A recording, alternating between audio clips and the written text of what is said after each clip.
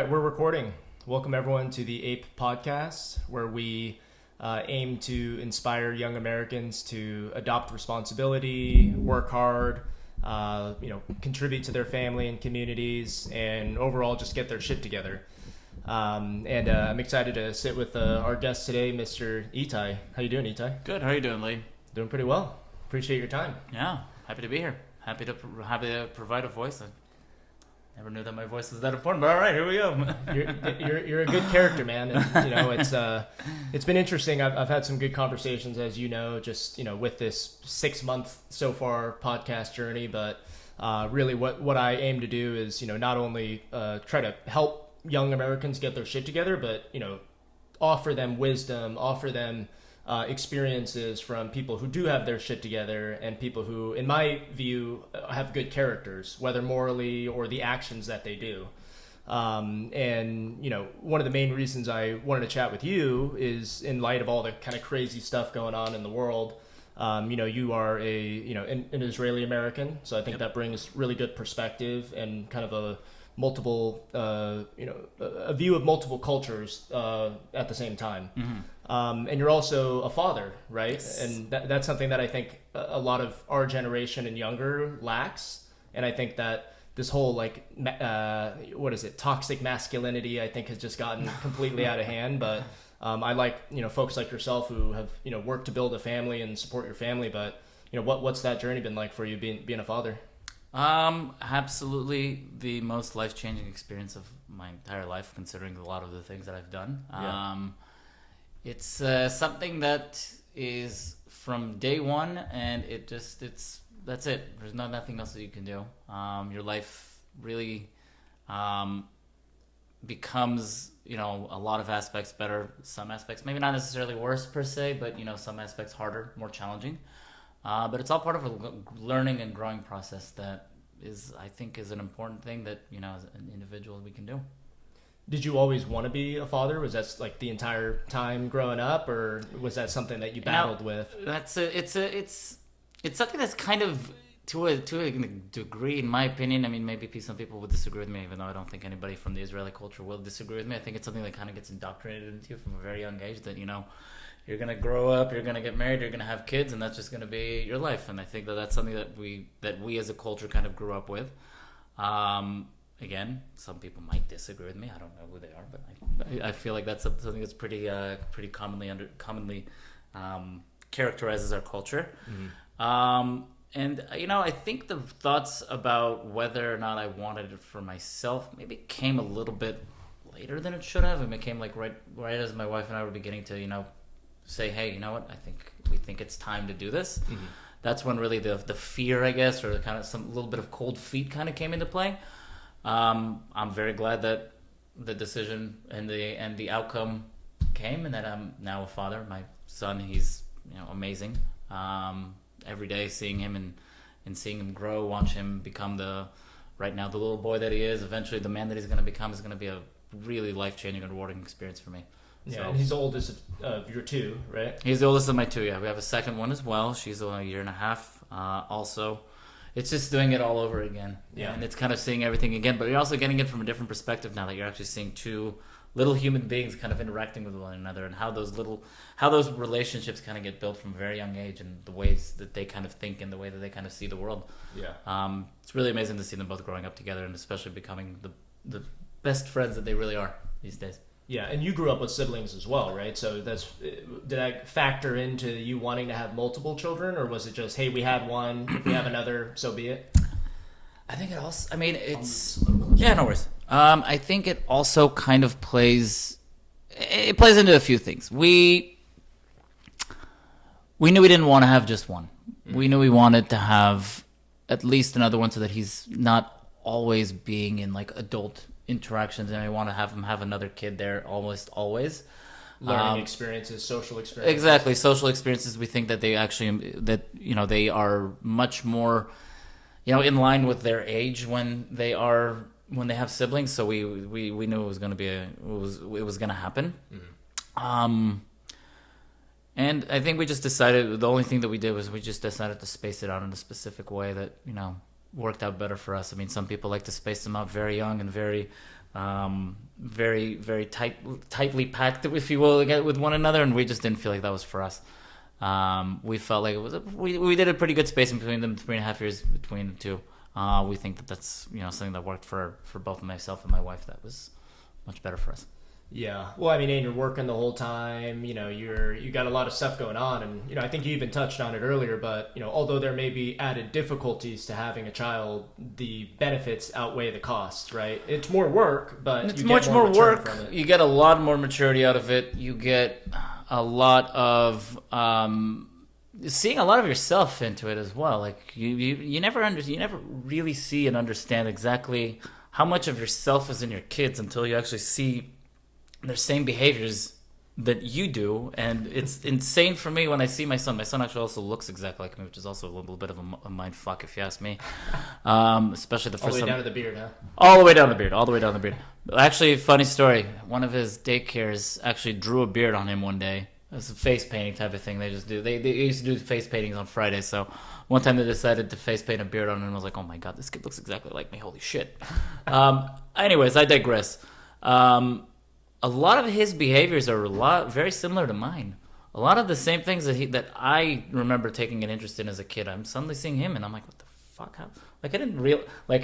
I was a bit of a geography nerd when I was a kid. I used to like looking at maps and looking at atlases and like memorizing flags of countries. So I'm pretty good at that stuff. I'm gonna have to say, just take a little bit of I learned all that through FIFA. There you go. FIFA's also a great way to do it. FIFA reinforced it for me. I'm not gonna lie. FIFA reinforced it for me. So all of a sudden, like he has an atlas in his room, and I'm like this. I didn't realize that preferences are genetic. Yeah, they might not be. I don't actually know if they are or not. But I mean, it's like how is this? How is that a coincidence in a sense? I never actually showed him my map loving side of me. So I don't know. It's interesting.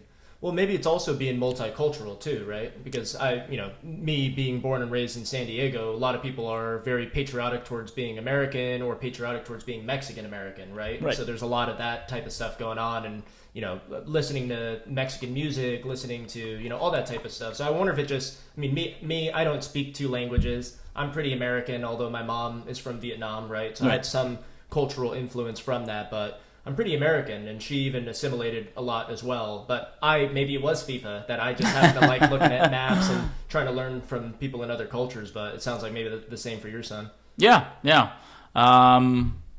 And again, the multicultural aspect of it too. I mean, obviously, as you mentioned, I'm Israeli, so we are absolutely trying to get him, to have that affinity for both places where his heritage comes from. Obviously, both my wife and I are actually Israeli. I did grow up in the States, so I do have that American side of me, which is where also this accent comes from, and not the very heavy Israeli accent that I can also do when need be. The fizzy bubbly. The fizzy bublech, where I can also do it if I want to, but not right now. It's not really. Just when you're making fun of your parents, probably. Probably also making fun of Israeli people in general. But anyways, no. So yeah, I think it's a good thing to have that multiculturalism. It gives you a good perspective of the world, and it gives you a good understanding of that certain places might not necessarily be this utopia that you kind of define them to be and see them as, but really just as places that people just live and work and do what they want to do. Yeah. Well, and that's another. I think that one of the major similarities between the United States and Israel is, although maybe a majority of our population in the United States may be Christian, let's say, there's a lot of families who grow up secular, right? So my parents, pretty secular. Like I wasn't raised religious, right? But my dad grew up in a very religious home, and in my view, he had a lot of that, kind of like cultural credit transfer over to him, even if he himself wasn't religious. Right. He cared about hard work. He cared about family. He cared about self-development, all that type of stuff, right? Being honest, having a good character, even if he's not religious. Right. And I know that a lot of folks in Israel are kind of the same way. Yeah, I think that's absolutely true. I think that Israeli people in general, I think it's a unique blend of, our history. Yeah. And I think it's also, Jewish people be it in Europe, be it in North Africa, be it in other places in the Middle East that we, throughout history that we were always a minority and always needing to, kind of maybe not prove ourselves per se, but, just be in a position that's comfortable enough, that's good enough to live with our families and with our communities. I think that's one thing that's part of Israeli culture and why Israelis are generally kind of a little bit more hardworking and have those same kind of values that you just alluded to. Mm-hmm. And I also just think that it's, it's possibly the same kind of Judeo-Christian values that, that are shared among the cultures, Western cultures, exactly. Yeah. Yeah. Yeah, and I know, Israel in 47 became an independent state. 48. Right? 48? Okay, 48. And I know that, as you mentioned it, but even in North Africa, there was a lot of Jews, because your family originally was from Egypt, right? So, like, Egyptian Jews? Dad's side, Egyptian Jews, and my mom's side is actually from Libya, Libyan Jews as well. Okay, gotcha. And then did your partner grow up here in the States as well, or? No, she born and raised in Israel. Okay. 100% born and raised in Israel. Her grandparents are from Hungary and Romania. Okay. Oh, interesting. Yeah. Yeah, and then you grew up in Northern California, but at least once a year would go back to Israel. Twice a year, yeah. Okay. Once a year or once every 2 years, depending on the summers. Yeah, I mean, but generally, yes, very frequently, yes. Yeah, and then you predominantly speak to your parents in Hebrew. Correct. Okay, gotcha. Nice. Very rarely do I speak to them in English. My mom will, even after 30 years of being here, she will say, I don't understand English if we speak to her in English. Obviously, she understands what we say to her, but she's like fine. I'll say it in Hebrew. Exactly. It was a way for her to keep the Hebrew language in the house. Yeah. Because I will speak to my siblings in English, 100%. We don't speak to each other in Hebrew. But they all speak Hebrew. Unless we need to talk shit about people that don't speak Hebrew. Got it. Oh, that's a good one. Hey, that's a good one. Interesting. So you grew up in Northern California. Did you ever feel like an outsider because you had so much of your Israeli culture and, ideals and all that stuff? Or was it pretty much, I mean, here in America, there's so many people with different religions and backgrounds and skin colors. Most of us here just want to be left alone from the government, from other people, and to work hard and build our wealth and try to be in a better situation than we were born in. Right? 100%. No, thinking back, I don't think I felt like an outsider. Maybe because of my personality, if anything, but not because of my heritage. Absolutely not. No. Okay. I feel like an outsider in Israel because you were primarily also American, to some extent, no. Honestly, I mean, even in Israel, like people are always surprised by how well I speak Hebrew and how eloquent I am. Even though honestly, a lot of times I have no fucking idea what I'm talking about. But a lot of people are like, "Wow, you grew up in the States? Like, I wouldn't even have guessed on you." And I'm like, "Oh, Mr. Hollywood, huh?" And then I just whip out the Hebrew with the American accent, and then they're like, "Oh, wow!" Yeah, I was like, yeah. So, but pretty similar cultures, no clash there. I mean, there's a lot of Israeli Americans. I mean, it's probably. Yeah, I mean, you'd be surprised. I feel like Israelis and Americans have a lot more in common than you'd think. Yeah. I mean, I think we're all kind of in this, let's call it this globalized Western world, if you will. Yeah. A lot of the same kind of mindset, a lot of the same kind of, things that you want out of life. I think that's very common across the world, honestly. I don't even think that's like a Western countries type of thing, but I think that, it's a little bit more, even more commonality when you see them in Western countries. Like at the end of the day, people just want to, find a well-paying job, pay their bills, have fun with their friends, meet a romantic partner and get married if that's what you want. Obviously, if that's not, that's fine. But find a job, have kids. For the most part, those are the things that people kind of want to do in our age range, in our cultures. Again, obviously, you're going to have your differences of what you want to do specifically with life, and that's totally okay. But yeah. And you have even like in Israel, like Jerusalem is your more traditional, Orthodox, religious highly area, and then like your Tel Aviv is kind of like your more secular. Oh yeah. Because I know at least us both working in the software space, so many companies have teams in Israel, or even are from Israel. Right? Yeah, 100%. And they've had a massive boom over the past couple decades because of, in my view, capitalism. It's insane. Yeah, actually, what's happened over there. I remember I left in Israel in like 2015. Mm-hmm. We've also come back. We've tried to come back like once a year, once again 2 years, depending on. Of course, COVID changed a lot of things, but when we came back, the first time after COVID, we left my son at the time.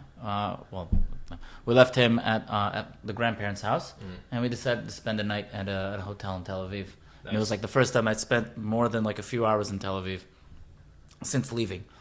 Holy crap, did that city change? Really? Like for the better too. Like wow. Oh, really? It was insane. Like all of a sudden you see like all these skyscrapers everywhere. You see like logos of companies that we're familiar with, like Monday.com has a massive like skyscraper over there. Yeah. And I think I don't even remember anyone. Like the Google Tower is also in Israel there. It was amazing to see it, and like it's just the growth that happened over there over the past like 10 years. And I lived in Tel Aviv for 2 years, and I remember some of the not grimy aspects of it, but like I remember some of the places that I lived that are now like these new and up and coming neighborhoods that are, you know, where all the young people are living. And I was like, wow, this has really changed for the better. I like this. This is cool. I'd love to live here, but it's too fucking expensive. Yeah, economic development does that, right? Yeah. It reduces crime because it makes energy cheaper, so that just makes businesses more able to fund and hire people and operate and all that type of stuff. Yeah. And then it does have impacts on the community, Yeah. which in a positive way, like you're saying. 100%. And so I actually didn't know that you lived in Tel Aviv, because the next question I was going to ask you is, like, you know, as I mentioned earlier, shit's kind of popping off in the world right now. Yep. And I know that historically the United States has had a very strong military. People were very patriotic. However, our recruitment levels have gone down over the past 5 to 10 years.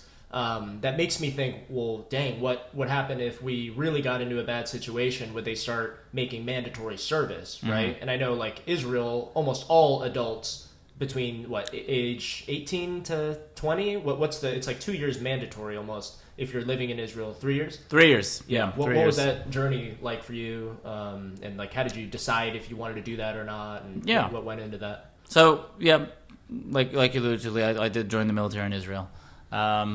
Because it's a conscription mandatory service, Israeli people that live in Israel must go to the military. Now, I, having grown up in the States, I didn't have to go. Mm-hmm. But I felt like it was something that was important for me to do. Having, you know, grown up in Israel up until the age of about 6 or so, I remember seeing, you know, my uncle in the military. I remember seeing, you know, a lot of, you just see like people walking around in uniform in Israel whenever you're visiting there. Tons of Marines, Navy, all that. Yeah, you see, and obviously Israel's a small country, so you know you go to your base, you do what you got to do in the military for the week, 2 weeks, and then you go home for a weekend, and you come back. So you see a lot of soldiers in transit as well. So you see it. It's very evident. It's visible in the country. So it's something that you know exists. And for me, I just felt like, well, I live in the United States, of course. I'm an Israeli person. Why should I have any different treatment in the sense of going to the military than somebody else that's also identifies as an Israeli? So I felt like it was an important thing for me. It was an important experience for me. Well, it makes it more powerful that it was optional, but you decided to do it. Yeah, it was just something that I felt like was an important thing for me to do.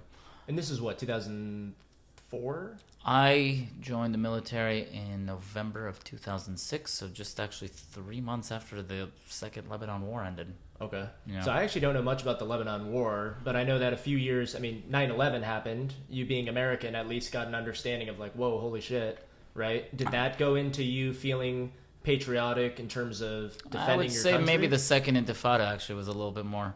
Yeah. Do you mind like summarizing? Yeah. So that was So Intifada essentially means uprising. It's a term used to when people in the Palestinian territories want to create some havoc based off of, you know, their legitimate claims for a country. I'm not going to say that they don't have legitimate claims to have a country at one point or another, but it's just the way that they go about it sometimes kind of irks me. Yeah. But and this could be Lebanon, Iran as well, right? What do you mean? Like the word intifada, I feel like I've seen that a lot. I think it's an Arabic word. Okay. It's a pan-Arabic word. So yeah, I think it's used, but it's used mainly by Palestinians, the Palestinian movement. But essentially, it basically, that one in specifically was terrorists from Hamas, from Fatah, exploding themselves in buses, in restaurants with the intention of killing as many civilians as they can. Civilians, mind you, not necessarily soldiers. Sure, if they get soldiers, they'd be happy about it too. I'm not going to lie, but their main goal is to kill civilians. I think it was like almost kill anyone possible, right? It was just to wreak havoc, basically. With Yeah, a lot of basically. These, so there was even a 9/11 was like that. So there was a lot of attacks in Israel during like 2000 to 2002, even 2003. It kind of died down, but it was definitely like something that makes you see a lot of suffering of your own people, and it's like, this is not okay. Yeah. I was actually fortunate, I guess enough. There was one bombing in the Hebrew University of Jerusalem. We happened to have been touring the exact place where that bomb was located a day before. Wow. Yeah. So yeah, we were, I guess, lucky in a sense to not be there to not have moved it by 1 day. Yeah, seriously. And I know because so you joined 2006. I believe 2005 is when Israel pulled out of the Gaza Strip, correct? Was it 2005? Yes, it was 2005. It was before I joined. I keep mixing, for some reason, I keep mixing up us withdrawing and the establishment of the Hamas government, in Gaza, yeah. Oh, that's when they established themselves. They established them in 2007. So for like 2 years, somehow it was kind of run by the Palestinian Authority. Gotcha. But yeah, 2005 was when there was a disengagement. Yeah, and I believe, to my understanding, correct me if I'm wrong, but prior to 2005, they, it was kind of similar, Palestinian movements basically saying, hey, this is our land, like, we want you out of here, all that type of stuff. Yep. And then in 2005, prior to 2005, they were shooting rockets over. Israel would shoot rockets back. It was actually less rocket fire to be. It wasn't rockets per se. I think it was more mortars, which is still obviously horrible. Yeah. Don't get me wrong, but it wasn't as they weren't as long range as what they have today. Okay. Because they didn't have the ability to create the government and the mechanisms that they have now to do worse than shooting off a mortar into border communities and border, because they were more like ragtag kind of street level, like exactly. They weren't as organized as they are now. Yeah. And then and I believe with all this stuff going on, I don't know, I mean, maybe it was Netanyahu, but at the time in 2005, Olmert, okay. Yeah. So I believe he basically pulled the trigger on the idea that we're pulling out of Gaza. This isn't worth battling over. Take the land. It was ideated by Ariel Sharon. It was maneuvered by Olmert. So if we're gonna get the history right, but it essentially was a gesture to the Palestinian Authority, like, hey, you know what? Let's start getting you guys on the right foot in terms of creating a proper state. Government, state, whatever you want to call it. Yeah.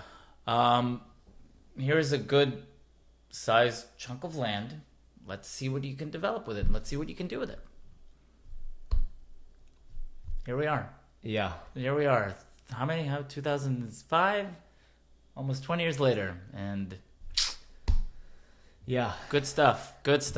Yeah, it's I mean, so that's interesting because, it sounds, to my understanding, and I watch a lot of PragerU, Dennis Prager I really like, who I think's been very educational on this stuff. Same thing with like Ben Shapiro, a lot of people. Piers Morgan's doing a lot of dialogue. I may not agree with him on everything, but he's at least creating open dialogue.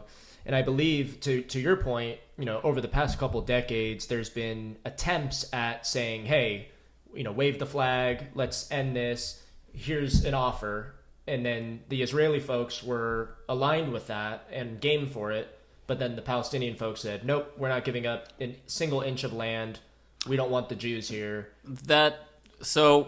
Yes.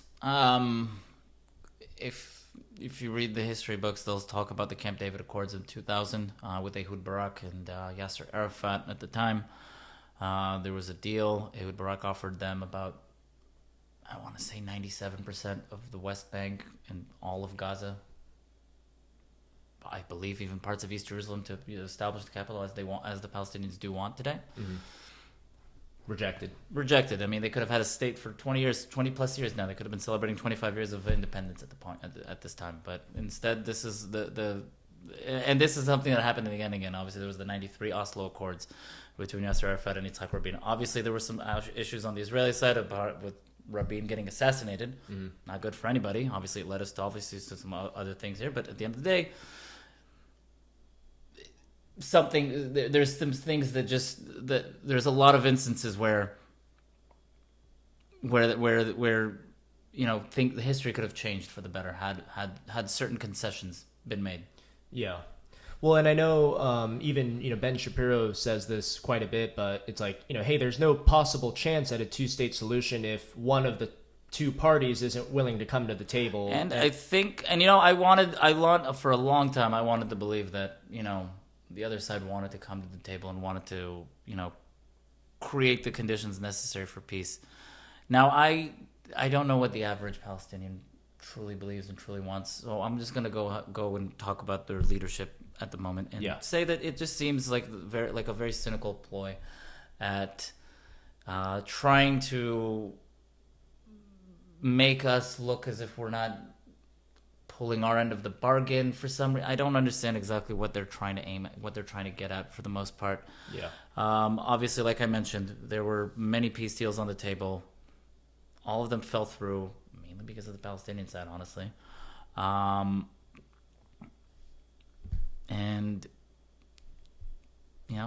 there's still conflict there, obviously. I'm sure we'll get into the specifics of this one in just a few minutes, but and then maybe now, because one of the I started the podcast 6 months ago. Like, I care deeply about the dangers of Marxism, right? So, like, my mom, Ep18 episode 1, interviewed my mom on her journey fleeing Vietnam after the fall of Saigon, right? They lost to communism. Americans pulled out. She, as well as thousands, 100,000+ of Vietnamese folks, would jump on these small, not fully secure boats. Let's say that's putting it nicely, but and then fled, right? And it's like, okay, well, why did that happen? What and more importantly, if we look back throughout history, it was always the United States and the West against the communists, right? Because 100 million plus people died under communist China and the Soviet Union. Real ugly stuff. So when you're a Vietnamese person and you hear, wait, we're about to get taken over by communism, like where everyone fucking died over the past few decades, like, I'm going to take my chances and jump on a literal boat and flee and go to the next country and cross my fingers that this works out, right? Yeah. And really, as much as I could talk about Marxism, the takeaway for me is the dangers of ideology, the dangers of leaders saying, hey, we want equal outcomes. Hey, we want fairness for all. Vote for me, put me into power, and I will create equality for all, right? So it really is an ideology. Same thing, although communism is different from Nazi ideology. The Nazis were the perpetrators of the first Holocaust. In my view, October 7th is like the second Holocaust in many ways. Yeah. But that's another takeaway from the 1900s of the dangers of ideology. And what the two have in common, actually, is if we think about communists and we think about the Nazis, both of these folks said, hey, all these problems that we see around us are because of this other group of people who are successful. So if we look at the Nazis, they're like, man, they just got destroyed in World War I, whether or not that was their fault, kind of was, but they came out of it very defeated, right? Very poor. Their economy was horrible. People are starving. They start to say, well, wait a sec, how come all the Jews own all the businesses? How come, they wear nice clothes and we wear shitty clothes? Like, it must be that they're oppressing us. And then you have the leader of that tapping into that emotion and energy, saying, yeah, it is their fault. Let's go. I will build our economy. And, but now we start the 15-year process of the Holocaust, right? Yep. Fast forward to 2023, 4, people are now again saying, death to the Jews, gas the Jews. Yeah. Well, why is that, right? And in my view, it's that's where the Marxist philosophy comes in, because people look at crappy conditions around them and they immediately say, well, hey, our neighbors or the other folks are not living in these crappy conditions. Like, that's not fair. They're oppressing us. Yep. And then boom, now you get all these people who are like, well, wait a sec. No, it's the Jews' fault why we don't have access to food. why we don't have access to sewers, or, all that type of stuff, right? Yeah. So it really is that human emotion of, and Jordan Peterson talks about this a lot, but resentment. It's a deep-rooted human resentment. Yeah. And like, although I grew up not religious, there's the story of Cain and Abel, right? And that story, and even as, let's say, a non-religious person, you can extract the value out of that story, where you have one person who I believe was Abel. I keep forgetting who killed who. But yeah. One of the two, the way I interpret the story, and I was chatting with my uncle a bit about this, but the way I interpret the story is two individuals are tasked with doing something for God, let's say. Right. One of them does a good job, gives it his best effort. The other one doesn't give it his best effort, doesn't do a good job. God rewards the one who does a good job. The other guy becomes very, very resentful and then kills the first guy. Yep. That's that deep-rooted spirit. That's human nature to an extent. Exactly. And it transcends religion. It's human nature and psychology.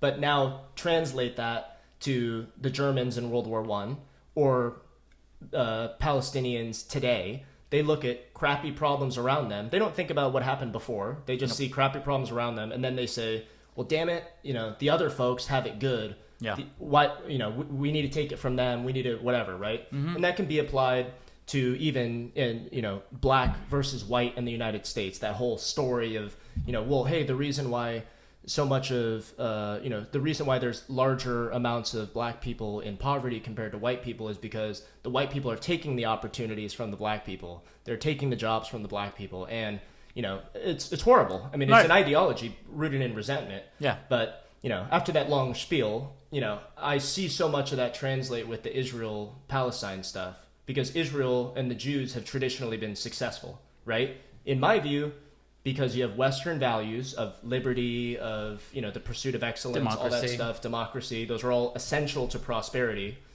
But you guys also have capitalism, which ties into that, right? It's like, we are here to do a good job and build businesses and reduce crime and make energy cheaper. That creates a lot of good stuff. Yep. Props to the Israeli leaders.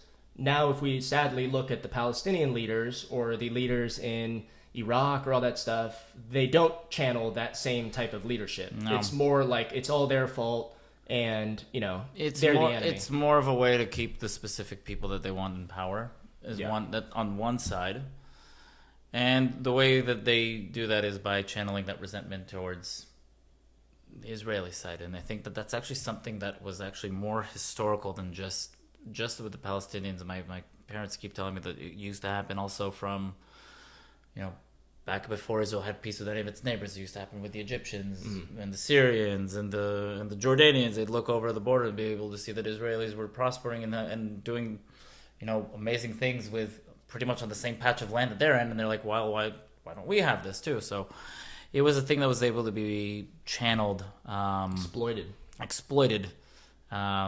Good term. For many years. And a lot of the things with the Palestinian cause, I mean, obviously I get their pain. I get that they have, horrible leadership, corrupt leadership that honestly doesn't give a rat's ass about the civilians down there. They really don't. Yeah.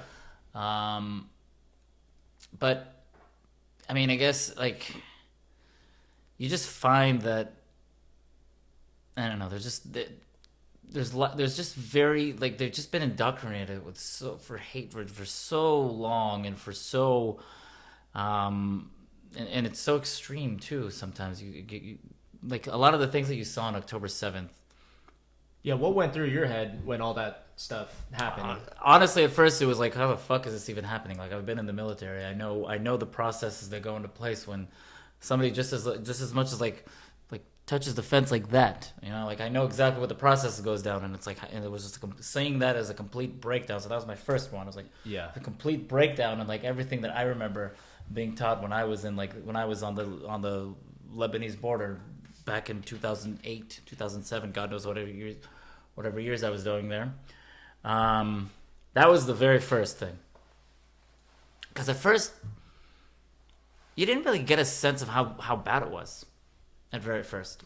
So at very first, you're just thinking okay, maybe there's just a truck here of terrorists going into Sderot, or you didn't really get a sense of the scale of it. Yeah. As the story progressed, as we heard more, and as you see more, and as you, then you're just like, holy fuck.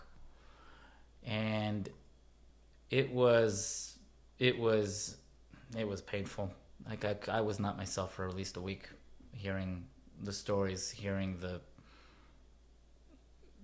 like the sheer brutality of what was happening there, and you keep putting yourself in that situation. Like you kind of put yourself in a situation like, what if I lived there? Yeah. Like my wife's family, they actually live in Ashkelon, which is the closest large city to the Gaza Strip. Thankfully, it's a few good miles away from the Gaza Strip, maybe like 15 miles or so. I don't know exactly how long, but it's like the next closest big city. Yeah. To the Gaza Strip. So hopefully heavily armed, big military presence. Hopefully, they're saying that the military was so with its pants on, with its pants down, that they could have gone all the way to freaking Tel Aviv if they wanted to. Yeah. That's what they're saying. I don't really know if that's the truth, but yeah. And for because I've been trying my best to pay attention closely with all the stuff that's been happening and all that, but the way that I would summarize it is on October 7th, Hamas planned a attack where they brought in about 12 to 1,400 terrorists, so completely armed. I think 3,000. I wouldn't be surprised. I don't remember the exact numbers, but I wouldn't be surprised if it was 3,000. Yeah, and it was basically like they planned an attack at the border, blew up some portions of the fence, shot at some of the military. Again, it's crazy that they shot them. I honestly understand how they got to their bases and were able to shoot them in their sleep. Yeah, that's what they're saying. It's crazy, but it was basically like they had that whole entire plan battalions just shot in their sleep, and that's why their military response is so because the first round couldn't get there because they were dead. Yeah, and so they planned on this single day, and it was even a Jewish holiday, I believe. Yep, right? It was the final day of the Jewish holiday, the holiday season. Yeah. Like there's the sacred day. You're supposed to not be on your phone, and it's the New Year holiday season. You have Rosh Hashanah, you have Yom Kippur, and then you have Sukkot. So it's literally like the last holiday of Sukkot. Yeah, like Sukkot has two holidays within it. It's like the first day is a holiday. You're supposed to not be on your phones, not be on anything. Yeah. Then you have like a week of where you're still supposed to like do some of the holiday traditions, but you can obviously be on your phone, do whatever the fuck you want. Yeah. Work, whatever. Then the last day is a holiday. So again, it's a way to kind of like, okay, we're gonna do one final shebang and be done with the holidays. So it was the last day of the holidays. Yeah. And that's how they planned it. I yeah. guess.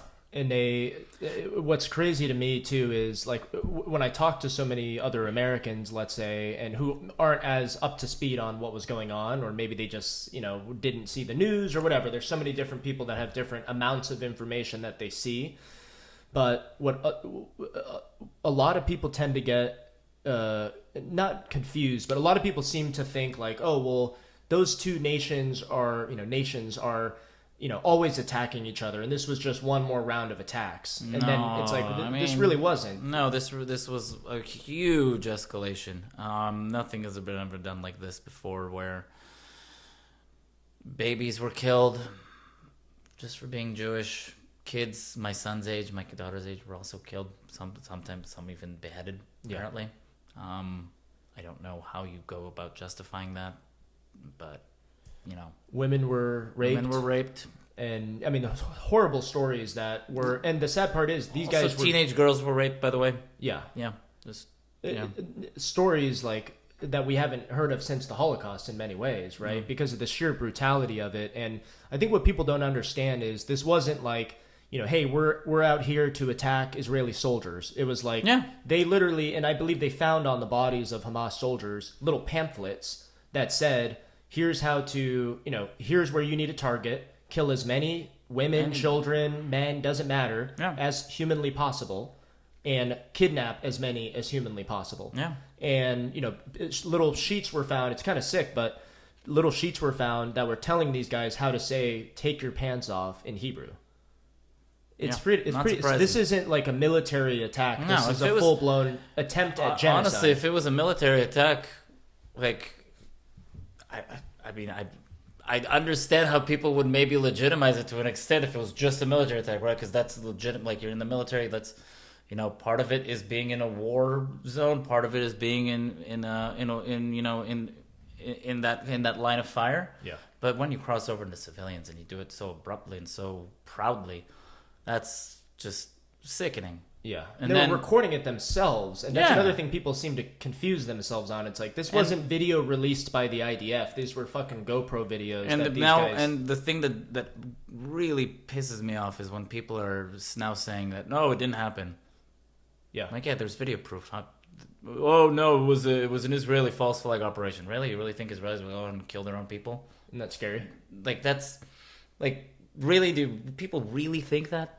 Are people so fucked in the head that that's what they're thinking these days? Like, that's all I have to say. If anybody watching this actually believes that it was an Israeli false flag operation, like, seriously, do some fucking research. So what I've come to learn is that when we deal with these, and it's crazy that this is even considered political, which is insane to me, and it really shouldn't be, right? But so many people treat it that way, and because of this whole left versus right thing, and what I've come to learn is there's not only a spectrum of left to right in terms of your political views, but there's also a spectrum of low information to high information. It appears that way, honestly. It's sad. It's very, very sad, but it's actually absolutely the truth. I never really give it much thought until October 7th, honestly, that there really is like that kind of obliviousness to reality. Yeah.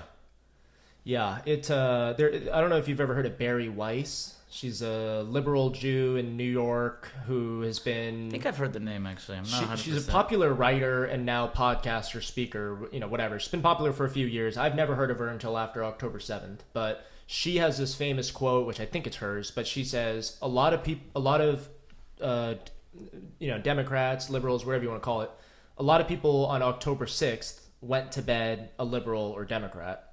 On October 7th, woke up a conservative or... just like, what the F is going on, And it really is, because the crazy part is so many people are like, well, hey, Israel's like responding, with all these rockets and all this stuff. It's like the day after, not even 24 hours after October 7th, people were taking to the streets to yell, gas the Jews, F Israel. That has nothing, Israel didn't even respond yet in that 12-hour, 24-hour period. So this isn't about Israel versus the state of Palestine. This is about some people F and hate Jews and are willing to take action on that. Some asshole in my son's school, or father, some asshole father in my son's school wore a Free Palestine shirt the day after. Wow, the day after? Yeah. That's scary. Yeah. Thank God I didn't see him. I probably would have run his ass over. It's especially at that time. At that time, it was very sensitive. But thankfully, I didn't see him either, because I would have run him over, and I probably would have been in jail right now. But yeah. Well, and sorry, to your point about the obliviousness and like the low information, and really like Israel is excuse me. Israel's shooting rockets at the Palestinian people. It's like, okay, well, A, what would you want Israel to do, right? Like, let's take a step back and let's go back 23 years. 9/11 happened. Would these same people be saying the same thing about if George W. Bush at that time had just said, like, okay, we got attacked. All right. We'll just hang low and... we don't want to escalate further. We don't want to escalate this situation any further. Would that be an appropriate response? I don't think a lot of people would want to hear that, honestly. Yeah. Let's take the hypothetical approach, right? We always like to think and try to compare the situation of, what happened if the Mexican cartel from Tijuana decides to, send hail rocket fire on LA and San Diego, and then ram into San Diego and kill people and rape people and kidnap them back to Tijuana for whatever reasons. Again, I don't know. I know the Mexican cartel wouldn't need to necessarily do that, but let's just say that happened. I think they'd know that they'd get in big trouble. Well, I would imagine. But what would the civilian population think to do? Yeah. Like, what would be an appropriate response to that? And I can't stand it when people say, "Oh, Israel doesn't have a right to respond," or Israel shouldn't respond because they're so much more powerful than the other side. Well, okay, that's probably true. Then maybe don't fuck with Israel. Yeah. Maybe, understand the situation that you're in and that you are much weaker from a physical perspective, and be like, okay, let's and understand that these people actually kind of want to just live side by side to you, and be like, hey, let's work things out as a people. But no, that's not happening. And another alarming thing in my view is, in a lot of these situations, people like to default with the idea that, hey, well, there's good and bad people on both sides. Of course there are. Exactly. And the scary part is, and Douglas Murray, he does, I don't know if you've ever heard of him. He's in the United Kingdom. He's a journalist. He's been dealing with a lot of this stuff right now, of course, because there's just a lot of chaos happening in London at the moment. But he did an interview with Netanyahu recently, so he's pretty informed. I like the guy. What was I getting out with this? He talks about how the footage from October 7th, these guys were bringing bodies back into Gaza and just pull up, and all of a sudden hundreds of people crowd around, cheering, celebrating, spitting on the bodies. That doesn't necessarily just it isn't necessarily just the Hamas people that correct. are doing it. It's also a civilian thing. It's a real radicalization, like we were talking about. And I was doing some research on this, and I'm of course by no means an expert, but I know that for years you have these institutions. I don't know if it's like UNRWA, yeah, and I believe they are institutions who are hired to provide schooling and resources and try to build economic development in Gaza. Mm-hmm. However, I believe there's been a ton of documentation coming out where the actual criteria that they're teaching these kids are like, at the age of 4, there's nothing you could do better than killing a Jew. And there's all this type of insane anti-Semitic stuff that they're spewing across these countries, and we wonder why these kids grow up to be radicalized. You know what I mean? These are things that people in Israel have been talking about for tens of years. Yeah. That we've known that these things are happening in the West Bank, it's happening in Gaza, and it, hope maybe something changes with this coming out in a much more public scale. Yeah. But I've learned in my life that the more things change, the more they stay the same. Yeah. Unfortunately. Well, I think people need to start understanding that these institutions, and this really kills me, but so many people will be like, well, look what the United Nations said. And it's like, I don't care what the United Nations said. There's no situation where you should be using rape as a weapon or beheading of babies as a weapon. And I also love the hypocritical use of the United Nations and when it suits agendas. Because, I don't remember exactly the number, the UN resolution number, if you will, that was actually the one that found the state of Israel. And then, obviously they're using, and they're saying, oh, that one's illegitimate. Israel should be wiped off the map, river to the sea, all that bullshit that, people that have very low information about what they're actually saying will spew out. But so they'll happily use those kind of UN things, like the Israel's doing this, Israel's doing that. But then, of course, like I mentioned, there's the UN resolution from 1947 that establishes the state of Israel, and the British mandate for Palestine being a split between an Arab state and a Jewish state. But that's not. Doesn't matter anymore. It doesn't suit. Yeah, exactly. It doesn't suit it doesn't suit the agenda.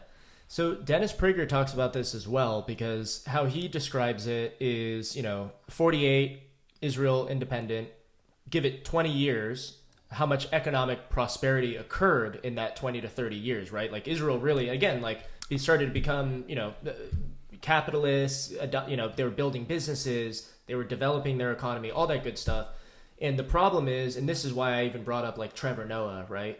Where a lot of people, it's left-wing political commentator, all this stuff. He talks about how and it's this whole, again, it's a political debate with a lot of these people, unfortunately, but he'll sit there and go on this rant about man, why are so many people pro-Israel? Israel has, it's so simple to me. Israel has power. The Palestinian people don't have power. So, the Palestinian people are oppressed. It's whoa, that is a way too simplified. Way too simplified thinking of it.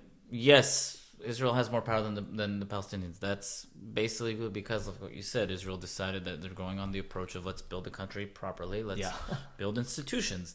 Let's create a functioning society. Not to say that there probably wasn't the desires of doing that between the average Palestinian people, but based off their leadership, there absolutely was no desire to do that from a leadership point of view. All right. Yeah. And just because one side has power and one side doesn't have power, let's try to think about what each side is doing or what each side is trying to do to achieve peace and to achieve coexistence. Yeah. Power doesn't mean that they're being oppressive. No, power doesn't mean they're being oppressive. Because it's like, hey, the United States is powerful, right?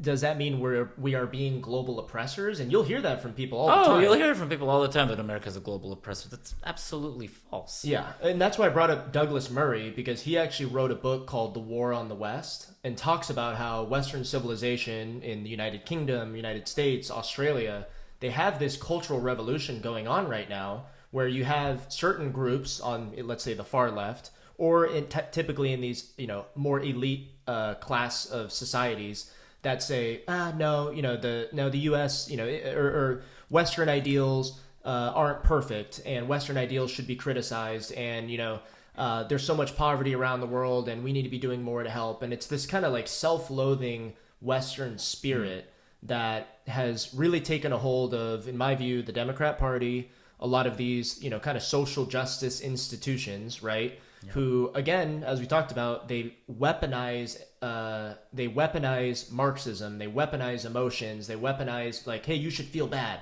It's like, think about the U.S. border problem, right? Right. So many people I've talked to, they're like, well, these people live in shitty situations and we have the means to help them, so we should. It's like, I agree with you on that. But there's a trade-off to us taking in a couple million immigrants. It's like, unless they're working, and it's like resources. There's limited resources. Everyone has limited resources. Even the big old United States has limited resources. Sure, maybe they have more resources than they can provide to their citizens than, say, I don't know, Cuba or some other country, or Venezuela or some other shit, right? Yeah. But that doesn't mean that they're not limited. And to go on to that point, I mean, whenever I hear these kind of points and statements being made by the far left, I'll agree it comes more from the far left than it does from the far right in this situation here, about how America is bad. We look at all this bad shit America has done. Christianity's bad.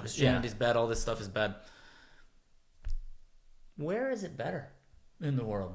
Like, honest to God. Compared to what? Compared to what? What are we comparing it to? Are we comparing it to...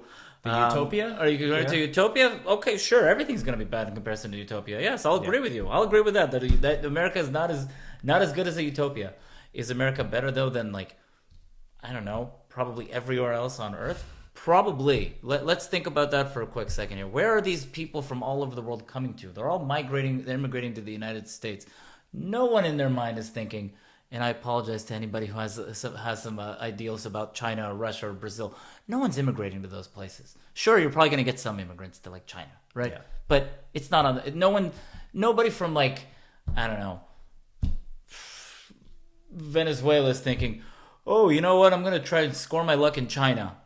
Yeah, that's not happening. That's not their thought process. They're thinking, I want to go to the United States. There's a reason for that. Yeah. And that's why I say it's this, Douglas Murray's War on the West, right? It's this spirit that, and it really is it's the simplicity of Marxism, right? They see a dominant group and they basically say, okay, well, this group's dominant, therefore they must be oppressing and exploiting the minority, right? Translate this to white people. Well, man, white people per year make more money than black people. They must be taking these jobs and resources away from black people. That's not true. And it's actually incredibly destructive and divisive to think that way. And Thomas Sowell, he's a 94-year-old black economist. I always refer to the guy.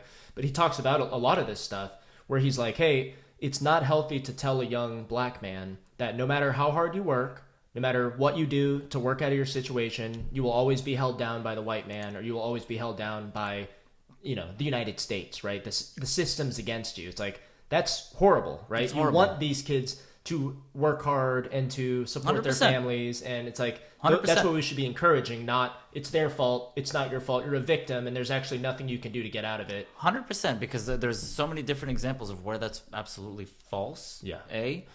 And I mean, look, at the end of the day, like you said, your mother came here to the United States. At what age? Sorry, She was 22, I believe. 22 years old, and she seems to have created a really great life for herself, have raised a really good family. Yeah. And, she... Busted her ass. Busted her ass, working day in, day out. Learned English. Made it a priority, in fact. And you know what? And these are the kinds of stories that to me are like, okay, well, this is a place where you actually can have these things work out for you, and you can do it. So obviously, if you come in with the mindset of, no, the cards are stacked against you, then yeah, it's gonna be a difficult life for you to when you stack the cards against yourself. Yeah.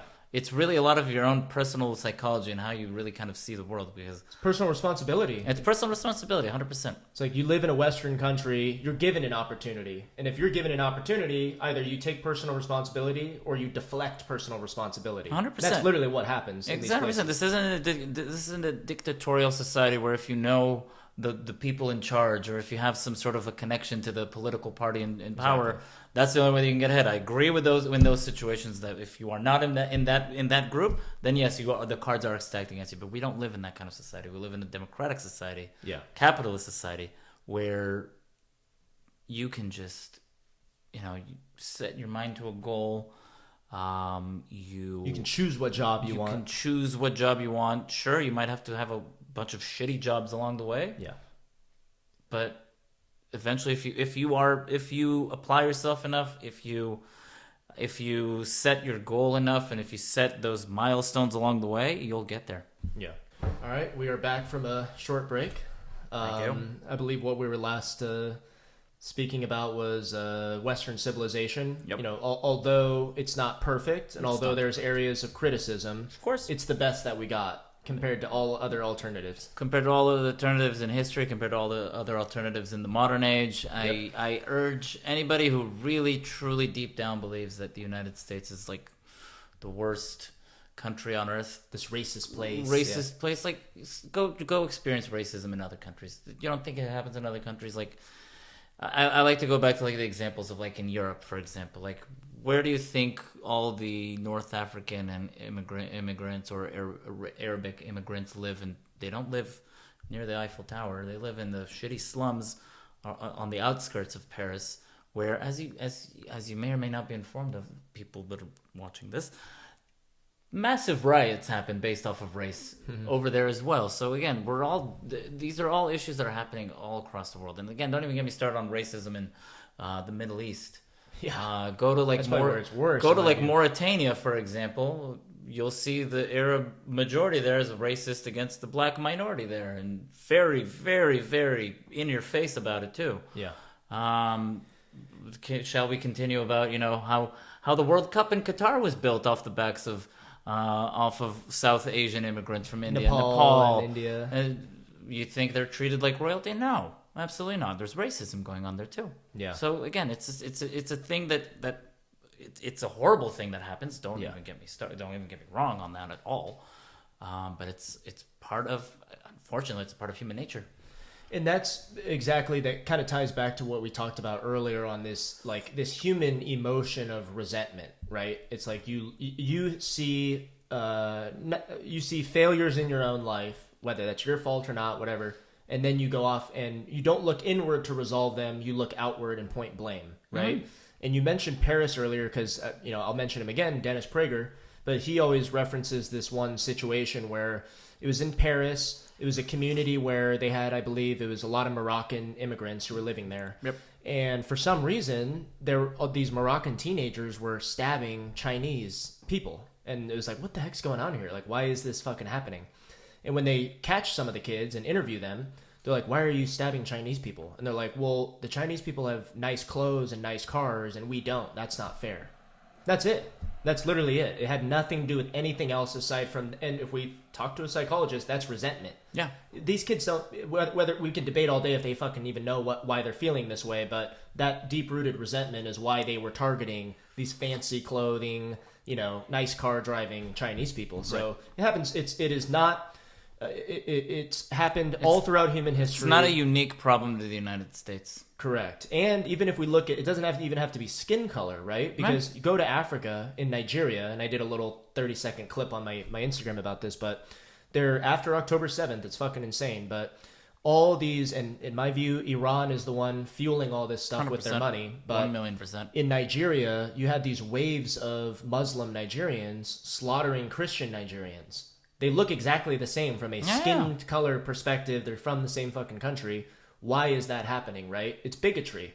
Bigotry can be manifested through racism, through anti-Semitism, right? And I just did the discussion with my Uncle Rick, a Vietnam veteran, born 1947 in the Jim Crow segregated South. Mm-hmm. And he talked about how, he was like, yeah, like, I'm white and I didn't like the KKK. My family didn't like the KKK. Like, they were a group of bigoted people basically who oftentimes didn't like stuff about themselves, or they had a shitty life, or they were poor, or they made horrible decisions, or drank too much, and then they just said, F the black people, it's their fault. Yeah, exactly. It's a great exercise in positive psychology. If you can tell, my sarcasm is really is really bubbling through here. 100%. It's, I mean, again, like, yeah, it's. Local hoster. Okay. 100%. It's just a very short-sighted way of thinking, and a very kind of like, and to you alluded to earlier, a very simplistic way of thinking too. It's like, oh well, and it's also very egotistical in a sense, right? And you're kind of thinking to yourself like, I am above criticism, so it's not my fault that all this shit's happening to me. It's everyone else's fault. Oh wait, hold on. This specific, like you said, this specific group of people, they have more than me. I always see like these Moroccan teenagers. I always see Chinese people walking by. They all have, I don't know, Gucci suits on, whatever it is. Don't know whether they're saying. Then they all must be rich, and they must be taking my money, right? That's how that's how that shit gets fueled. Way too simple, huh? Way too simple. Way too simplistic thinking. Yeah, and what was I gonna say? It's tribal.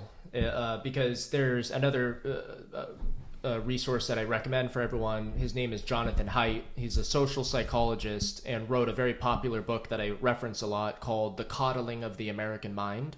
Talks about how Gen Z, that's me, so sadly a lot of my peers, maybe that's why I see a lot of this, but a lot of folks born after 95 were babied a lot more than previous generations. Had a little bit to do with 9/11, had a little bit to do with screens coming out, video games, cell phones, but people my age, and I was born 97, when I was and also hysterical media, by the way, if I may add. Oh, absolutely, yeah, exactly, yeah, and part of what he talks about is humans at our core, as a psychologist, humans at our core tend to be tribal, right? And there's good reasons for that, right? Disease transfers, all that stuff throughout time, but people you can trust in your day-to-day going abouts. Exactly, yeah. And so he talks about our innate human nature is to be tribal. That's where the resentment comes in. That's where all that stuff. It's understandable. We should transcend that by sophistication and all that stuff. But he talks about how part of the reason why shit's really popped off in the past 10 years or so, especially after 2011, social media comes out, and the first group who has an undeveloped brain but has access to social media is Gen Z. Yeah. So these are the kids who are like, oh, well, why would I go talk to another girl when I could just go on social media? Or why would I hang out with my friends and go play soccer or football when we could just play video games behind screens, right? Yeah, we wouldn't even have to go out. Like, nobody even has to leave their house. We can just play, online FIFA. I can be in my house. You can be at your house. Exactly. And the problem is, all throughout human history, humans, as a kid, you're either doing some work for your family, you are playing with other kids, you are, getting into fights, scraping your knee, falling out of a tree, learning how to manage arguments. These are all experiences that, although may be uncomfortable, we all grow from and learn from. Yeah, of course. When you stick these kids behind screens all the damn time and they're not fucking interacting with one another, they don't know how to deal with these situations of conflict or disagreement. These kids, and he did a really in-depth study on this, but these kids, my age and shit, they get to college, they start to hear about college is supposed to be the place, it's really devolved over the years, of course, but it's supposed to be the place where you hear new ideas, you challenge your own ideas, you learn from other perspectives, all that stuff.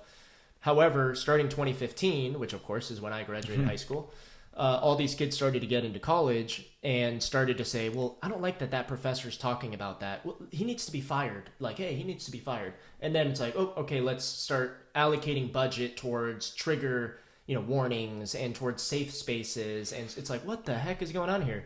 And these kids are so unable to deal with discomfort in their own personal lives and in their own thought processes that when they hear someone that disagrees with them or hears some form of truth that contradicts what they've been advocating for, they just break down and get angry, right? And that's why you get these little woke kids with their blue hair and their signs and, like trying to, and again, like Jordan Peterson, like 5 years ago, there's this famous video of him, I think it was a college in New York, but he's like out there just talking to these kids about purpose and responsibility, and these kids are breaking windows and trying to bang on the doors like, tyrant, get him out of here, waving communist flags. It's like, what the heck is going on here? But it's again, that lack of ability to deal with discomfort and therefore deal with disagreements and open dialogue, and then boom, we get in these echo chambers of idiots on both sides. You know what I mean? Sides. Yeah, 100%. So it's insane. It really is. I honestly didn't know like half of the things that are happening in schools because I went to school overseas in Israel, and in an engineering program, so it was very wasn't as much like humanities and things along those lines there. That was parlay to us. But yeah, I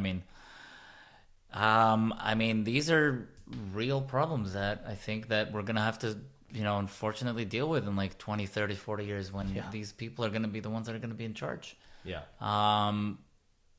Not everything is according to the way that you think. The world is an unfair place.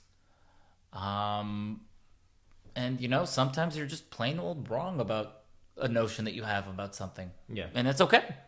It's 100% okay. Yeah. It's part of life. And that's what I try to do with again, one of the main reasons I started the podcast is because talking about Marxism, let's say, if we were to look back at communist history hey, you can't say that, you're not allowed to do this, you're an enemy of the state for having a different opinion. The best path out of that is open dialogue and freedom of speech. 100%. Because let's say you and I agree, right? But we think that, oh, wait, well, hey, he's a different religion, or hey, well, maybe we really disagree. I'd rather not talk to that guy. That's really dangerous. That's very dangerous. That's how you get into these kind of situations where you have, anti-Semitism, Islamophobia, right? That's how you get these kind of situations. Anti-white racism, anti-anything racism, right? 100%. That's a horrible thing to have. You need to have the dialogue. You need to be able to be challenged. You need to have your ideas challenged. Again, no one is perfect. Yeah. No one's and to go along with that, no one's ideas are perfect, and that's why they need to be challenged. Exactly. And defended. And right? defended too. You're right. Absolutely right. And that's a big Douglas Murray thing, right? Where it's like, hey, I'm not saying that Western civilization's perfect, but we have made the most progress in humanity. So you can be critical of that, but I'm going to sit here and defend it. And I'm not saying I'm going to be right on everything, but these are ideas worth defending. And if you don't, and the problem is, again, with this woke mob is it's like, oh, you said something that's against the mainstream, cancel him, right? And then all of a sudden we don't know some sort of common sense idea that we would have heard. And and here's the thing about that kind of stuff, if you say something that's against the mainstream, right? That's not politically correct. Or not politically correct, or against the woke mob, if you will. That's there's honestly some things that you can it's even worse these days to say something against the mob than it would be to be in a non-freedom speech country and say something against the government at this point, because sure, the government could put you in a jail, but at the end of the day, here you're gonna lose your job, you're gonna lose your possibly family, jail. Yeah. possibly even, lead yourself to down to eventually get yourself to jail if all of these things happen to you. Yeah. It's insane to think that we've gotten to a point in our history where you have to really, watch what you say. Yeah. And that's the dangers of communism, you know what I mean? Or even just that whole idea of the deep state and the, do what the mob tells you to, do what the majority tells you to. And although I am very critical of a lot of left-wing politicians and groups and all that stuff, it's important, and this is Jordan Peterson's lesson, but he talks about how the society can only continue to improve and excel if we have a constant dialogue between the left wing and the right wing. So even if I like to consider, and another sad part is like, I'm not going to sit here and say I'm a conservative, I'm a Republican. Like, maybe I tend to lean in that direction when it comes to certain case-by-case situations, but I'm Lee the American, you know what I mean? Oh. So it's like we all need to be individuals and treat everything case-by-case, but not be a part of a team or push an ideology. But the part that kind of stands out to me with what Jordan Peterson said is like, there needs to be a constant dialogue, right? Like the right wing, the conservatives tend to try to conserve what ideas we've seen work and have been sustainable over time, whether that's Christianity, Judaism. If you're in China, that's Buddhism. Like their conservatives are Buddhists, you know what I mean? Because that's the shit that has allowed them to excel and live in peace over time. But you can't just have that and that only, right? That's typically where you start to get into like the radical Islam, like Sharia law type of stuff, where it's like, nope, it's our religion and that's it, right? Like that's your hardcore, like they don't have a left wing, right? No. So the left wing here in the United States, although again, we're trying to conserve what's been working, the left wing has to criticize what's been working so that way, if there's inefficiencies or problems with it, we can detect that and start talking about it. And start talking about how to make things better and change things, right? Obviously, some great examples of where those kind of things worked out for the better of humanity, right? Obviously, America started off without allowing, for example, women to vote, for example. And then, it was a thing that probably wasn't working at the time. And there were discussions about it, natural discussions, until people realized that, yes, women should have the right to vote and absolutely should have the right to vote. Yeah. Same thing with all the different, races that are now able to also vote in the United States. I can think of other different examples. Well, we want the best talent from every class of people. We want the smartest women in the world to enter our workforce. 100%. We want the smartest black people, Mexican, whatever, to enter our workforce. We want everybody to enter the workforce. We want everybody to contribute to society. Yeah. 100%. And I think that, as time progressed, these things happened. Yeah. And I think it's for the better of society. Yeah. And that's kind of what's scary too, because a lot of people, when they look at like the whole trans ideology, right? It's like, okay, trans people exist. Absolutely. Gender dysphoria is a real freaking thing. Like no one's arguing that. Nope. But, does that translate to, and I always bring up the whole banning of the books thing, right? Like, cause people will look and there's like, pornographic images that people are saying, oh no, this should be in a kindergarten class. Well, why should that be in a kindergarten class? Well, because, trans people are, oppressed and, they need voices and all that stuff. It's like, I totally agree with that. I totally agree with it, but let's put it at a specific age. Exactly. And it doesn't mean we should just start throwing everything out the window to accommodate the minority group, right? We don't want anyone treated unfairly. Absolutely. But, that doesn't necessarily mean we change all of our institutions and we start spending millions of dollars to put tampons in boys' bathrooms. It's like, that's where you're going too far. You know what I mean? It's like, this is a real phenomenon, absolutely, but that doesn't mean change and destroy all institutions to fix it.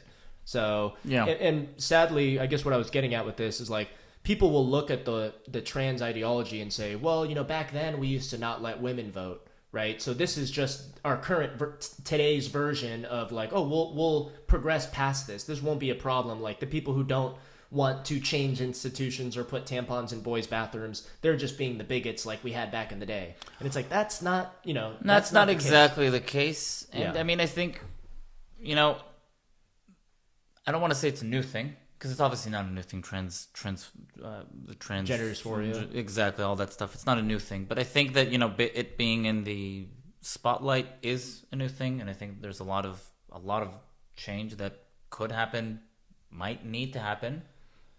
It's not something that can be done overnight, though, and I think that a lot of people are trying to ram it through and then very quick and you know, like let's do this now, or it's like let's do it right, and let's make sure that everybody that we can all move forward together as a society. And I think that when you're trying to make it go as fast as things are now, it's like wait, let's just slow down. Right? Yeah. So one thing that I want to talk about is just one of to me, what was very alarming about the October 7th thing. Because I said, after that happened, I think a lot of people woke up, a lot of people who were like not paying attention to politics or anything like that, or even cultural trends. Paying attention to the crises overseas. Yeah. It's like, I think a lot of people were like, wait, what the heck is going on here? And for me, one of the most eye-opening things for me was the fact that immediately people were yelling, gas the Jews, death to the Jews. And now on college campuses, Jewish students were being harassed. They were getting their stuff taken. They were being locked into libraries. And it's like, guys, all this shit happened in the 1930s and early 40s. It's like... It's very sad. But the crazy part is, and this was when I was like alarmed by it and I started to look into it, like Time Magazine Man of the Year 1938 was Adolf Hitler. No. Yeah. A lot of people don't know that. Yeah, it was. What I've started to learn more through like Ben Shapiro and other people commenting on this is like, guys, back in the day, people, but left-wing organizations like, media sites and all, kind of hyper-affluent societies back then, they were the ones saying like, no, Hitler's just a revolutionary, figure. He's helping this oppressed group of people. He's not doing anything wrong. Like, no, he's actually a good figure, and he's so you have all these people apologizing for him, fucking defending him. Just like you have people apologizing for Osama bin Laden these days. Correct. Or Hamas. I mean, it's the same thing. And that's why it's like, what kills me is like, guys, you are, and I use this word a lot too, you're on the wrong side of history here. Yeah, 100%. It's like, you're doing the same shit that the communists did when they were advocating, we don't want freedom of speech. It's like, to me, it also comes back a lot of like what you're talking about with, college campuses and the woke mindset about everything that's happening in the Middle East these days. It comes back to just a severe lack of knowledge of just everything that's happening here, right? I mean, we can go back to, I hate to have to say this, but there was never a Palestine.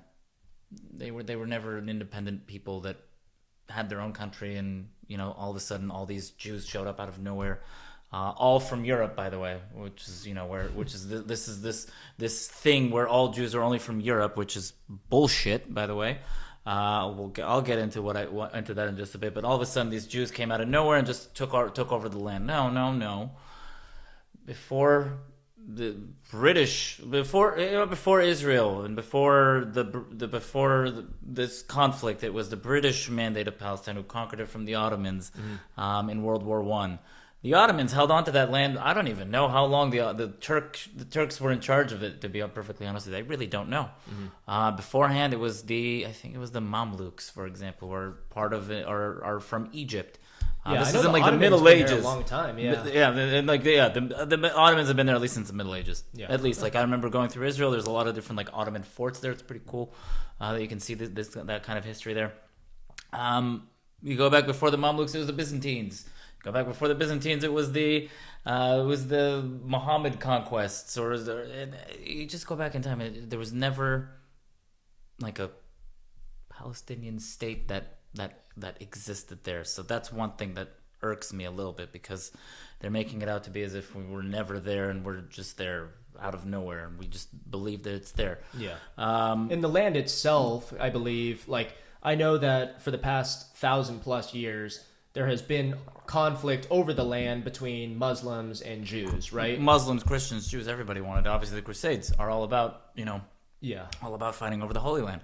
And I wonder if another thing that also that people are always delegitimizing the Jewish claim to the land. The old double standard on the Jews. Jews. Double standard on the Jews, of course. Everybody kind of widely agrees that Jesus was Jewish, right? I mean, I think that's a pretty common agreement. He was Jewish, and he actually kind of lived in those places like Bethlehem, Nazareth. Yeah, it's like written in the fucking. It's like written into our minds that Jesus was there. Jews live there. All right, that's one small piece of legitimacy that I can point to right off the bat. There's a lot more, obviously, very historical ones that I can point to. But again, and let's get back a little bit to like this whole concept of, all the Jews came from Europe. That's fucking false. Obviously, some Jews did come from Europe. I'm not gonna lie and say that they're not, but they're also not necessarily European. There's like actually the Ashkenazi Jews. Ashkenazi Jews, exactly. There's Ashkenazi Jews. There's Sephardic Jews. Ashkenazi comes from the Hebrew term for, I believe, Germany. I think that's what it really means. Essentially, that means that you have ancestry in Europe. Yeah. Like, so Germany, Austria, Prussia Poland, area. Prussia, Poland, Russia as a whole, Ukraine, all those areas. And then you have Sephardic Jews who are from which Sephardic means Spanish. So actually Jewish communities that lived in Spain up until 1492 when the Christians actually were the ones to kick the Jews and the Muslims out from Spain. Those Jewish communities went through the Spanish Inquisition, which was basically a Holocaust, just, in the 1400s. Yeah. And they were forced out. A lot of them went to places like Morocco, Libya, like my family, Egypt, like my family as well, Turkey, Tunisia. Huge community in Morocco, though. That's where the main Sephardic communities come from. Mm. And there's also Jewish communities from like Yemen that are unrelated to those because they've been in Yemen since the fucking temple days, like some 2,000 years ago. Same with like Iraq, same with Iran. There's Jewish communities that have lived there since even before the Arabs came and conquered, Iraq, for example. Well, even we said the, Jews in Egypt, right? Yeah. In Northern Africa. Yeah. And believe it or not, to all the people that, believe that all Israelis come from Europe, most are actually Sephardic origin. Most Israelis are Sephardic, like myself. Yeah. So when the Palestinian people tell us go back to Europe, go back to that, I can't go back to Europe. I have no actual legitimate claim to Europe at all. Yeah. Because where would I go? Right? Should I go back to the country that kicked my father out because he was Jewish? Yeah. Or should I go back to the country where a mob, apparently from stories that I've heard, killed my great-great-grandfather because he owned a jewelry store in Tripoli in Libya? So where would I go?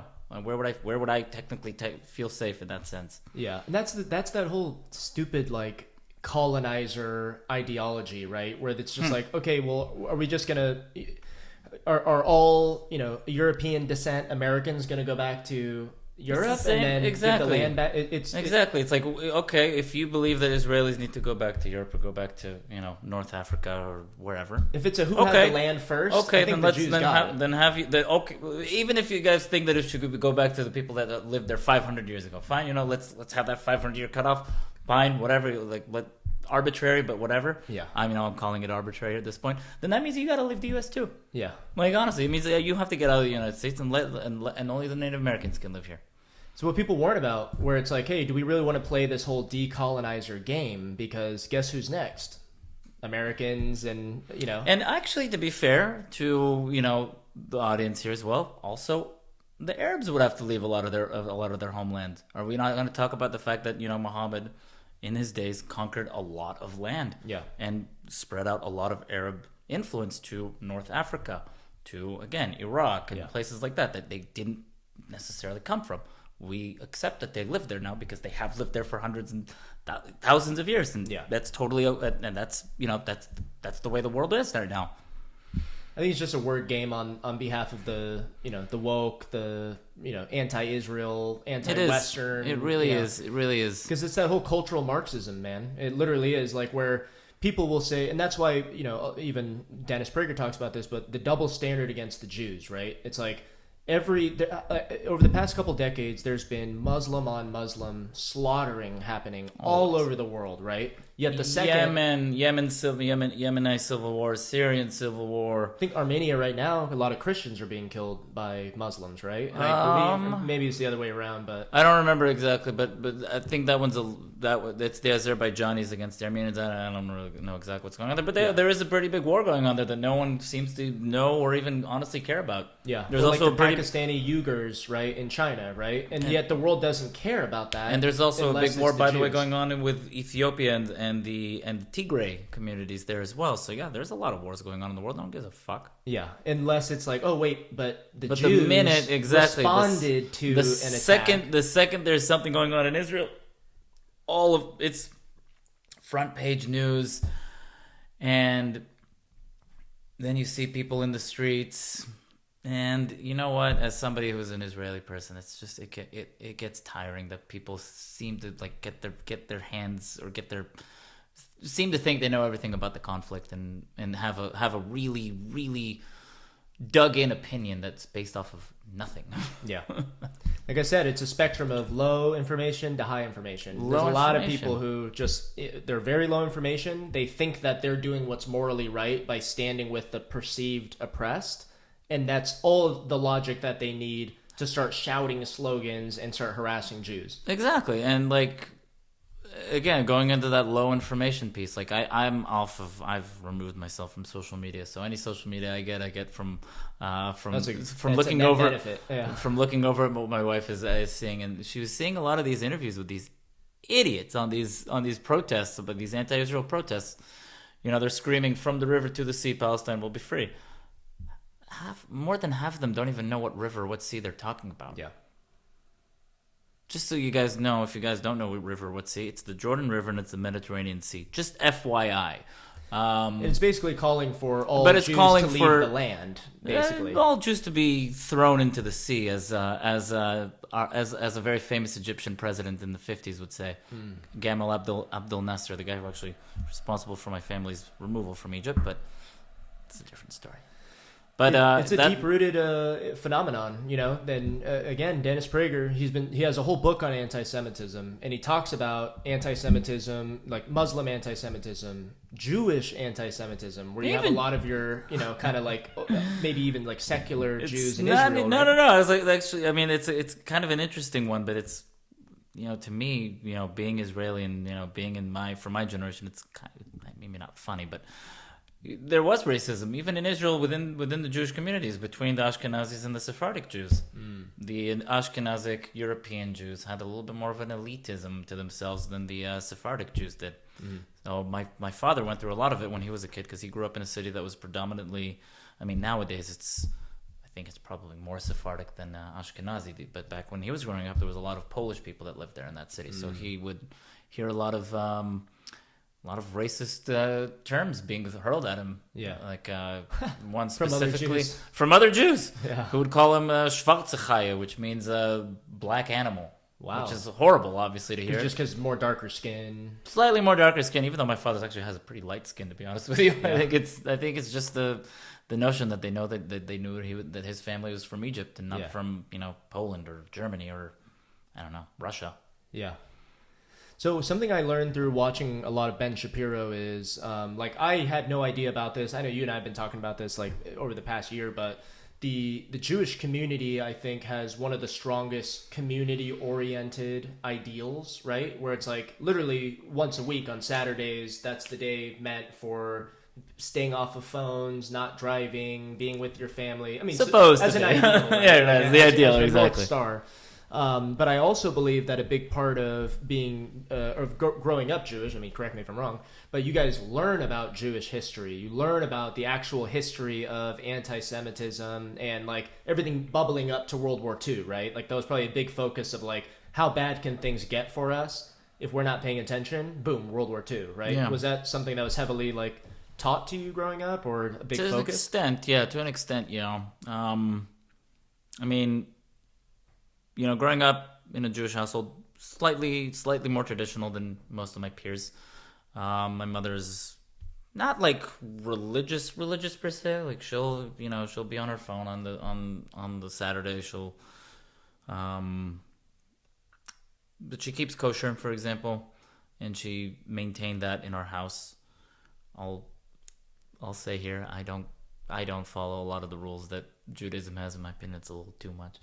But but there's that spectrum again, right? Where it's like, you don't need to get the same benefits out of it, right? Just like my dad wasn't religious at all, although he was really teaching Judeo-Christian values, whether he agrees with that or not. Yeah. But one of the things that we did do when I was growing up, and that I absolutely maintained growing up, is Friday night is a family dinner time, and it's kind of a way to, for me, it was like a kind of a way to, hey, the weekend's here. But there's a little bit more traditional aspect to it, to kind of allowing the Shabbat in. And I think that those are definitely some values that I'm going to maintain with my kids. Yeah. But yeah, about like the anti-Semitism stuff. I mean, I think that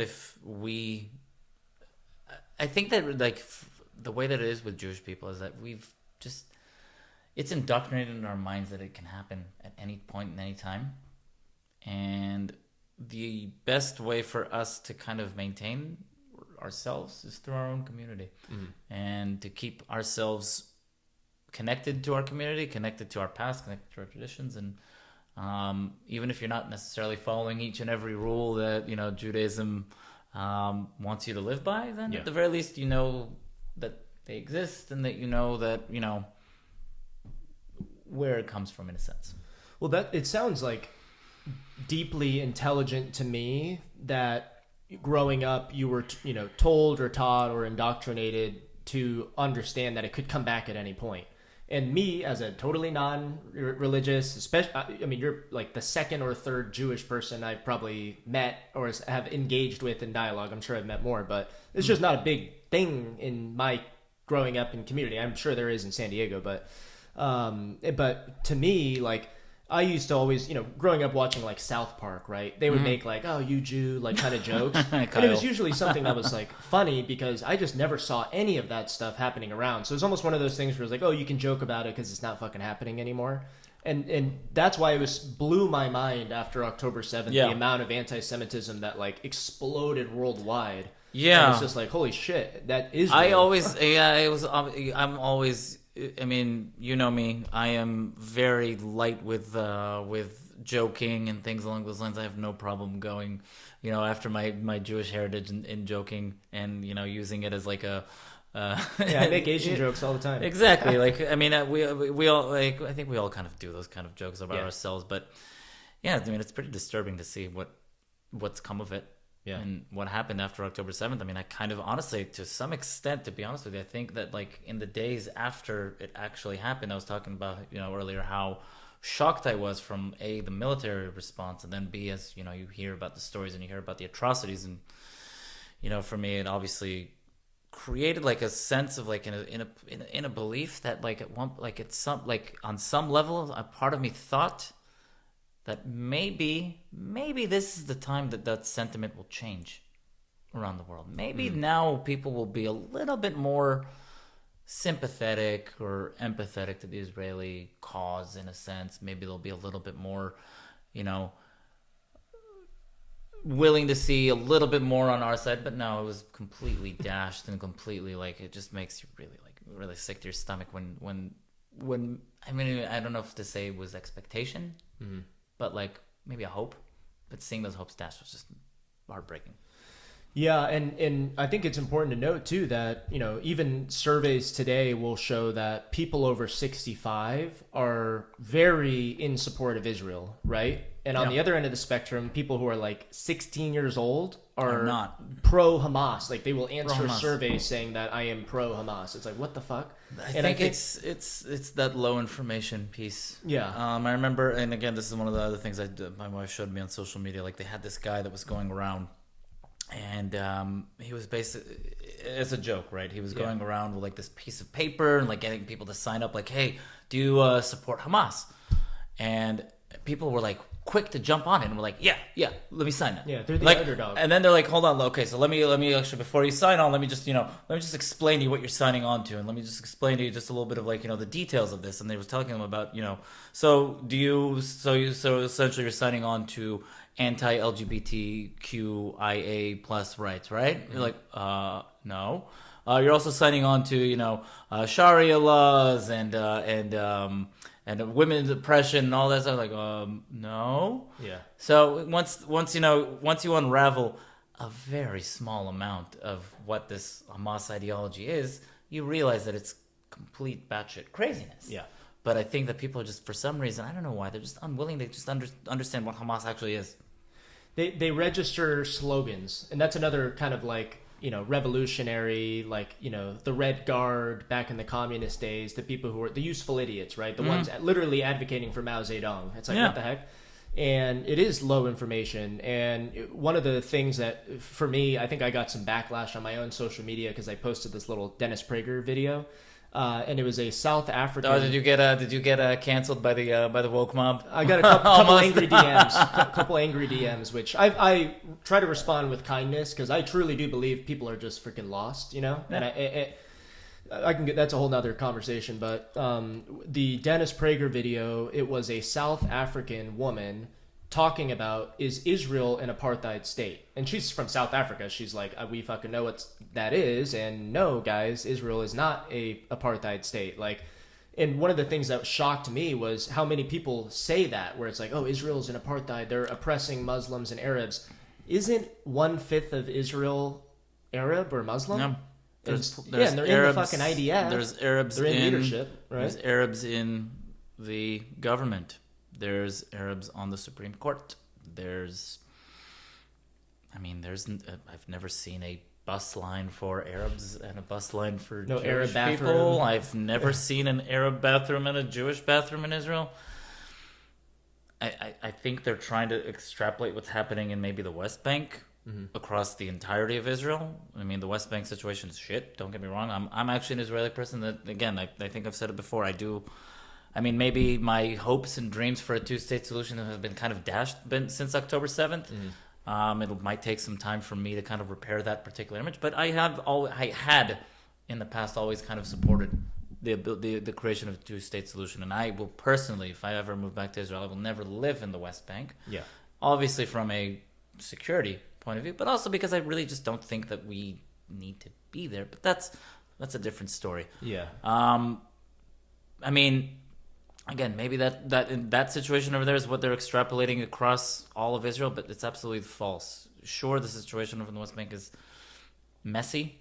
I think Israel has some to blame from the past on the shit that's going on there.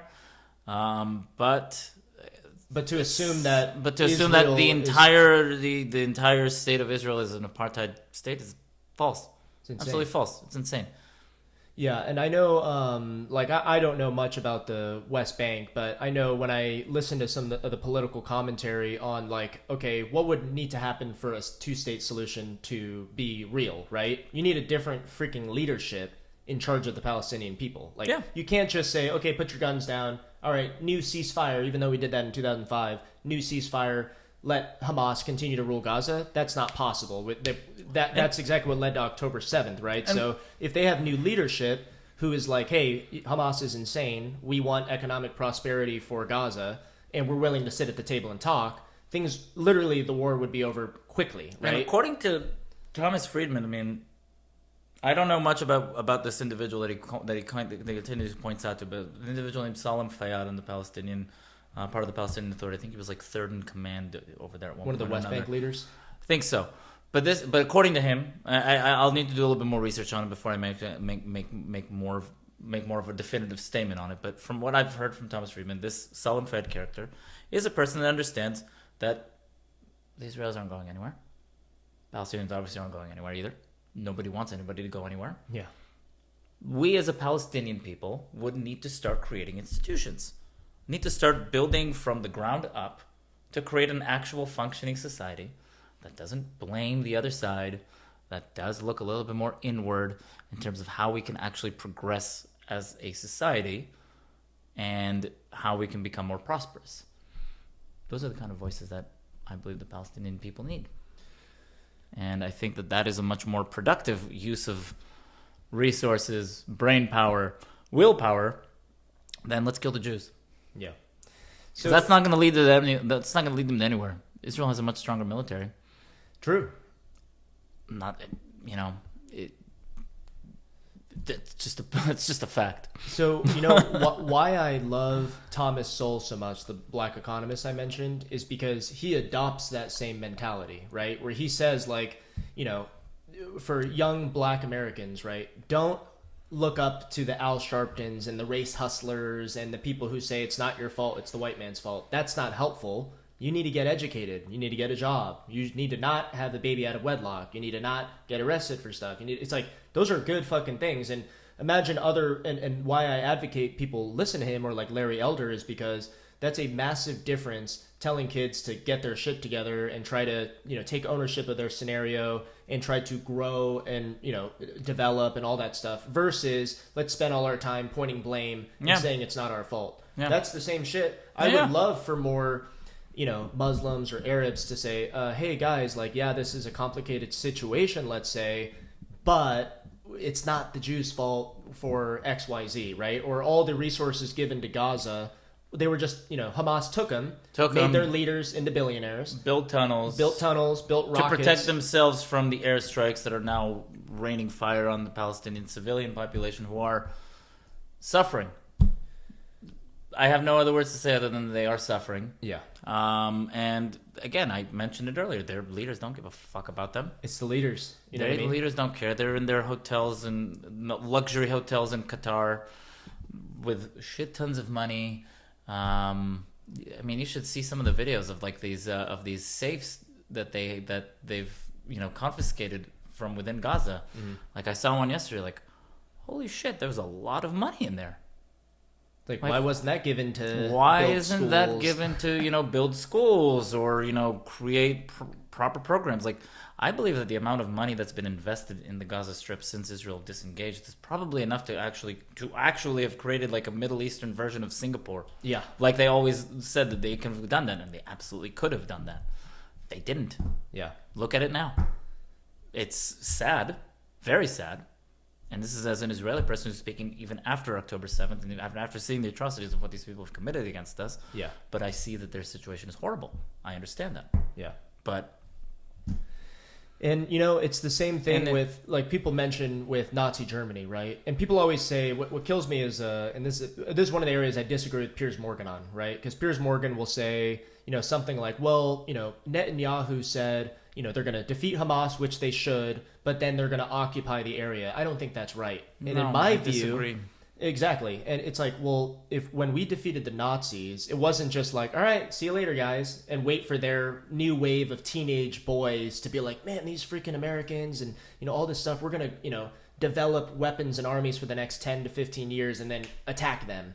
No, we fucking militarized Germany and held their hand towards economic prosperity and building institutions. And look at Germany today. I think the problem, though, with that, I mean, I agree that might be a good approach, but I think the problem that is that there's just so much mistrust against Israel from the Palestinian civilians that it's not going to be possible with the Israelis doing it. Yeah. It needs to be from a third party that's really willing and able to do it. And I think that, that could have been the United Nations, but they really... I don't think it could have really been the United... I mean, Israel doesn't trust the United Nations anymore. I mean, I don't. I don't trust Since the United 2015, Nations. At least. I would trust, though, some of the quote-unquote moderate Arab countries that we have in the world today. Obviously, some of the countries that are still at peace with Israel. Egypt, United Arab Emirates. Qatar? Not Qatar. No, we don't like them too much. I mean, we maybe do.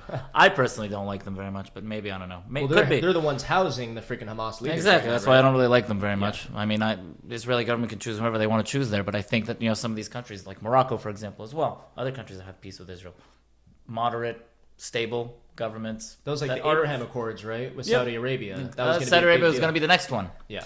I think that they would also be a great partner to help with the proper... rebuilding of the Gaza de-radicalizing and de-radicalizing it and making it a place where people can live, can prosper, can be their best version of themselves and be the best version of themselves for society, and not raise them to just be hating of Jews. I mean, that's what kills me about the whole UNRWA situation, where it's like, what the heck, dude? Like, all these millions of dollars were sent. UN sponsored individuals, UN employed individuals that are part of the October 7th massacre. Yeah. It's crazy. Boggles my mind. Yeah. Any other things that you wanted to mention on October 7th or anti-Semitism as a whole? Because for me, I think what's important for people to understand is the parallels that we're seeing right now and that was happening in the 1930s. right? Where people were fucking apologizing for Hitler and saying, no, that's not happening. This isn't happening. But boom. The one thing I will say is that I'm glad that it's not coming from the government at this point. You know, like in the 30s, and you know, it was coming from the people, and it was coming from the government in a sense for the poor souls and individuals that lived there during the time. Yeah, it's coming from the people now. Not less or more scary than you know that, but at least governments are, you know, not taking a side, I guess, with the anti-Semites today, I guess is my take on it. Overall, my whole thing, my message is this: like, this is a much more complex conflict than it's being Portrayed as, marketed as. Yeah, marketing's a good word, because it literally is to build, you know, evoke people's emotions, get people riled up, so they can go. This is a much more complex conflict than just powerful Israelis against oppressed Palestinians. There's a lot of history here. There's a lot of, in my eyes, some sort of kind of a betrayal in a sense. Like, if you really look at the history books, like right between 1948 and 1967. West Bank was under Jordanian control. Gaza Strip was under Egyptian control. Where was the Palestinian movement during those years? Yeah, didn't exist. No one cared, or maybe not. No one cared, but I don't even think they cared. It was still against the Israelis because we're Jews. Yeah. There's a lot of history, and there's a lot of context, and there's a lot of things that people need to be educated on before creating an opinion on it. Sure, I understand your human emotion to side with the side of the oppressed. But do a little bit of research. Yeah. Maybe don't take up the side that says, you know, kill all the Jews. If you want to be more productive but still side with the Palestinian cause, you know, just put a Palestinian flag somewhere and just wave and just say, I don't even know. Well, if you really want to stand for the Palestinian people, stand against Hamas. It's exactly. Like these are the Hamas. Main people or group or institution with power in that area that is fucking destroying not only is destroying them economically, but is raising them to be hateful of Jews and is raising them to fucking, to have that resentment in their hearts. And read the book Son of Hamas. I'm just looking up the author. I don't remember his name. I think I've seen him. He's been on Piers Morgan, right? Yes. Yeah, he was. Mossab Hassan Youssef. Okay. Guy was literally the son of one of Hamas's co-founders, raised in that indoctrinated anti-Israel, anti-Jewish aspects. And this guy, I don't know exactly what he went through. I didn't read the book myself, so it's on my to-do list. But he's a popular figure who's an important voice right now, in my view. 100%, and he needs to, and his voice needs to be heard much more louder and much more clearer. But he basically saw through the bullshit and saw through the lies that Hamas was, laying onto its people. And, he defected, I guess, to in a sense. And he's not, I think he actually lives in San Diego.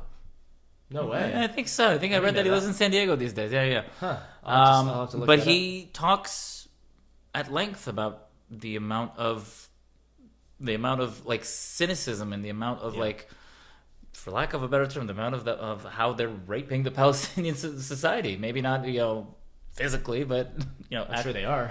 Even that too. But yeah, it's supposed to be a really good read, and it's supposed to be really eye opening in that sense, and a way to get some context about the Hamas part of the Palestinian cause. And again, for all the people that are going to be hearing this, seeing this, I think if you ask any Israeli person what they truly want from this conflict, we just want peace. We don't want to be. I know that I don't want Israel to be in the West Bank. I don't want Israel to be in Gaza. I don't think that we have anything to do there, to be perfectly honest with you.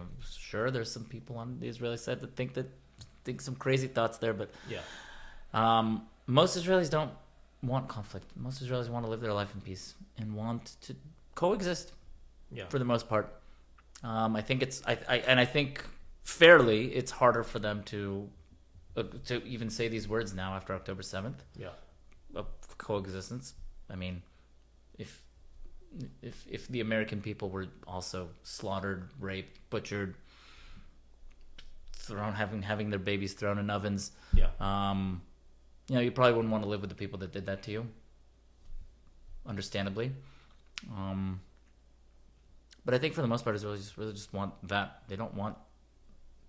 We're not looking for trouble. Yeah. But you're not going to take it either. I think that's the important takeaway too. Because it's like, and I agree with that because Dennis Prager always says it's one side wants the other side dead. If the, if Hamas puts their guns down tomorrow, we have peace. If Israel puts their guns down tomorrow, there's no more Israel. Yeah. And that's the sad, cold reality, but it's true. It's true. It's very true. And I think that a lot of people, for some reason, are like denying that. For some reason, they believe that that's absolutely false. And I can tell you right now, it's true. We don't want trouble with them. We just want to live our lives. And I think, again, October 6th, I'll say October 6th because that's really kind of the way that we're speaking in Israel. Like there's the timeline up until October 6th, and then there's October 7th, and the timeline from there. But up until October 6th, vast majority of Israelis would have said, yeah, like Palestinian state should be something that happens. Yeah. Obviously there needs to be a process for it, and there obviously needs to be some leadership change. Some leadership change and all that stuff. But ultimately, I think that most Israelis would have agreed that there should be a Palestinian state. Now, October 7th, might take some time until Israelis get back to that state of October 6th. Yeah. But eventually, whenever eventually happens, I think Israelis will get there. But yeah, like you said, look at this, and let's take a look at the other side, and let's just say, look at what some of the other people are doing on the other side, and they're not actually saying coexistence; they're saying throw the Jews into the sea. Yeah.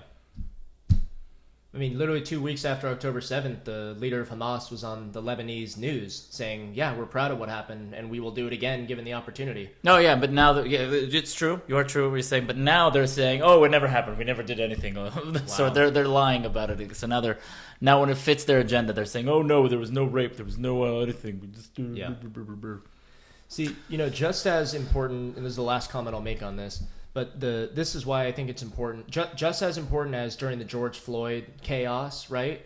There were some black people who were saying, this is fucking horseshit. Like, no, cops are not all racist. Like, of course, some situations, they're out of hand, and that needs to be dealt with on 100%. An individual basis. 100%. But no, we shouldn't be racist towards white people or cops or whatever. Like, that's not helpful to... And remember, George Floyd was also, sorry, but he was also a criminal and was not engaging in great behavior. One thing I will never understand about that individual and that scenario, right? The guy was being charged with using a counterfeit bill, right? Why are you resisting arrest? Yeah. I mean, I'm pretty sure he was don't high get me as hell wrong. on fentanyl, too. Don't get me wrong. He shouldn't have been murdered by that cop. 100%. But, on the other hand, why? Yeah. What's the worst that's gonna happen? They'll book you into the city jail and they'll let you go 2 days later? Yet it's the cops' fault, And again, of course, we would all prefer that, nobody had died in that situation. But, even on, because I know Candace Owens, who's a popular conservative commenter, but who's also black and American, she did a whole documentary on the George Floyd situation. We don't even have to get into it too much, but she talks about how, he was high as hell on fentanyl. He was saying he couldn't breathe 20 minutes before he was even, arrested, all this stuff. But what I was getting at is back then I felt it was incredibly important for black people to say, hey guys, that's a bunch of horse shit. No, don't just stick your fist in the air and support whatever cause because everyone's doing it. We need to be able to think about this, right? I think that it's just as important that happened as it is for Muslims or Arabs today to say, hey guys, yes, there's a conflict going on, but Hamas is a fucking terrorist group, and there should be no situation where we're advocating for the death of Jews or we're justifying raping women, any women. You know what I mean? I think that we need those fucking people with microphones. I would love for there to be some sort of a peace rally. Yeah. Where Israelis and Palestinians can get together and be like, you know what, we demand peace. Yeah. And we demand end of the conflict. Except you have your freaking Rashida Tlaibs in today, and that's just like your Al Sharptons. These idiots are fucking creating division and rallying up the emotions of this group, telling them that you're victims, you're born victims, you'll always be oppressed by this wealthy, group over here that's oppressing you. That is terrible. We need, imagine she took the other route of the Thomas Sowell route, where she's like, hey guys, like, there's fucking toxicity all over the place, whatever, but we need to fucking get educated. We need to seek peace. We need to not be racist. I wish that would be the case, but no, she's definitely taking the Marxist route. The Marxist route, yeah. Yeah, I mean, I don't know much more to say about that, but yeah, it's pretty sad. It's pretty sad. So last question I'll pose to you, which I try to end all my discussions with, but you know, what are your hopes and dreams for future as in currently young Americans or young Israelis? What are your hopes and dreams for them? What advice would you offer them? For the young Americans today, I'll be honest, there's a lot of get off social media. That would be my honestly, young people everywhere, just get off social media. Yeah. It's a cancer, really. It really is. It's really something that, you know, I think I remember this in one of my university classes. I don't remember which one it was, but I remember they talked about different ways of communication. Right? We have, like, right now what we're doing here. This is a one-to-one communication, right? Mm-hmm. If you watch TV, right, that's a one-to-N communication because it's one medium, but a lot of different people can watch the exact same thing, and you know that's one-to-N communication. Same with like radio, things like that. The internet and social media is like N-to-N communication method, and I think that the human brain is just not ready to digest all of that.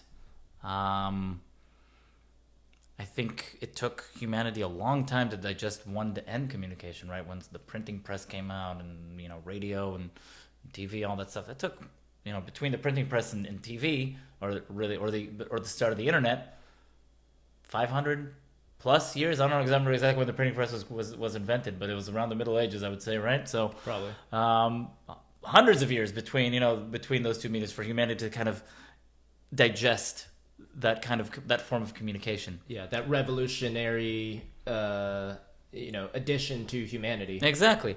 I remember life before this end-to-end communication. We're already talking about like social media, and we're already talking about like being able to hear the opinion of some random person in, like, I don't know, Georgia somewhere. You know, like these aren't things that we need to necessarily be exposed to. And I think that social media as a whole, it allows you to get into such a freaking echo chamber that we just don't even know what the effects are on human brains, let alone, you know, adolescent minds that, you know, I mean, these studies are still coming out. They're all awful, by the way, awful for, you know, the future. So I think get off social media. It'll make you happier too, honestly. It'll make you live in the moment a little bit more. It'll make you be, you know, it'll make you be able to help you develop your own perspective and your own thought process. Yeah, your own worldview, huh? Based on your own experiences, because you'll have more experiences. Exactly, and you won't have some random person telling you, hey, you should be thinking this and this and this and this. No, you'll be able to develop your own, and then you'll be able to also find certain people that are similar in your viewpoint. And, you know, some that will challenge you, and you won't get so offended and so, you know, worked up if somebody doesn't agree with you necessarily. So that's my main piece of advice for anybody, for any young person. Another one is, as I mentioned earlier, if you really think that, you know, the United States is such a bad place in the world and such a horrible and evil entity, try living somewhere else. Try it. I think that the United States overall is a country that's, you know, tried to do the best for, you know, its own citizens. I think every country will do the best for its own citizens, just like I will do the best for my family. And I'm not necessarily thinking about what's best for the family of the guy down the street. You know, that's not my family. You know, that's just human nature. So I think the United States is truly a country that does what's best for the entirety of its citizens, whereas opposed you have some countries that are thinking about the only people that are in power, aka China, Russia, Iran, North Korea, Gaza, Hamas. If you think that life might be better somewhere else, it's not a horrible thing to go out and try and seeing what the rest of the world is like and seeing how things go out in other countries. Try it. Yeah. If you really think that the U.S. is horrible, try it. I have some friends from high school that I think had that kind of mindset, moved to another country. Some of them are doing great. Others are back here. Yeah. Because they found that it's might not necessarily be as utopian as they thought it would be. Anything specific for young Israelis? Young Israelis, I hope that we'll find one day to live in peace and harmony with our country, or in our, Neighbors. in our slice of land in the world. I think one thing I could say and hope for, and really, like, again, for all people, young Israelis, young Americans everywhere, if you want to get somewhere with your life, if you want to be successful, if you want to pursue excellence, pursuing excellence, in my opinion, is setting a goal for yourself, setting a plan to get that goal in motion, and making sure that you're following up on that plan, making sure that you're following up on it, and sometimes doing the hard, not as pleasant types of jobs that need to be done in order to get to that goal. Like, if you think that if you want to become, for example, like an engineer, for example, or a software engineer, you gotta go and you need money for like a boot camp, or you need money to go to school, for example. Then, and if that's what you need to do, then you need to go work a job, I don't know, washing dishes or whatever, for X number of months, X number of years. Yeah. Do it. Don't just wait till something happens and that you that's just one example, by the way. Yeah. There's other examples of things that you can do, but if there's some things that you want to do in your life, go ahead and do it. And nothing's handed to you. Nothing is handed to you. Just like just like you were saying, life doesn't just because you're like born black or born in a minority, the cards are stacked against you. Just because you're born white or born in a middle class, society, even, irrespective of your race, nothing's handed to you. You have to go and get it. Yeah. So that's mine. It's a good piece of advice, man. I think a lot more kids need to hear it. There is no avoiding working hard, and your ego can be your biggest enemy, right? Your ego is your biggest enemy sometimes. Yeah. Yeah. Yeah, my, second interview I did with my friend who's a professional female athlete, her major takeaway was similar, that nothing's handed to you. No, nothing's handed to you. Can't avoid it. No, nothing's handed to you. I came back to the United States 7 years ago, just me and my wife, almost nothing. Practically nothing. Sure, we may have had a little bit of a backbone that was my parents still having lived here, so we had a place to kind of, get started from. But I don't think that we would have been in a different place had they been somewhere else. I think at the end of the day, we applied ourselves. We understood that we wanted to get a job, start something, and we were able to do that. Nothing was handed to us. Yeah. Love it, man. Yeah. Well, I appreciate your time. I know we were talking about this for a little while, and like I said, I think you're a good conversation. Oh, absolutely awesome. And we're going to do another one, Oh, yeah. Yeah, we'll do another one. Next time you're in San Diego, or next time I come up here, we'll set up another one. But, thank you again. Appreciate you contributing your time and wisdom. And like I said, I think with all the craziness going on, I like to hear from responsible men and good characters. And I think that's something that you've, earned for yourself. And that is obvious to, someone who meets you for the first time. And, I think it's all good stuff. So I appreciate it, man. Appreciate it. Yeah. Appreciate the time, and very good question, let's say. Thought provoking as well. So definitely, good experience here. So yeah, thank you. Thank you, brother. Sometimes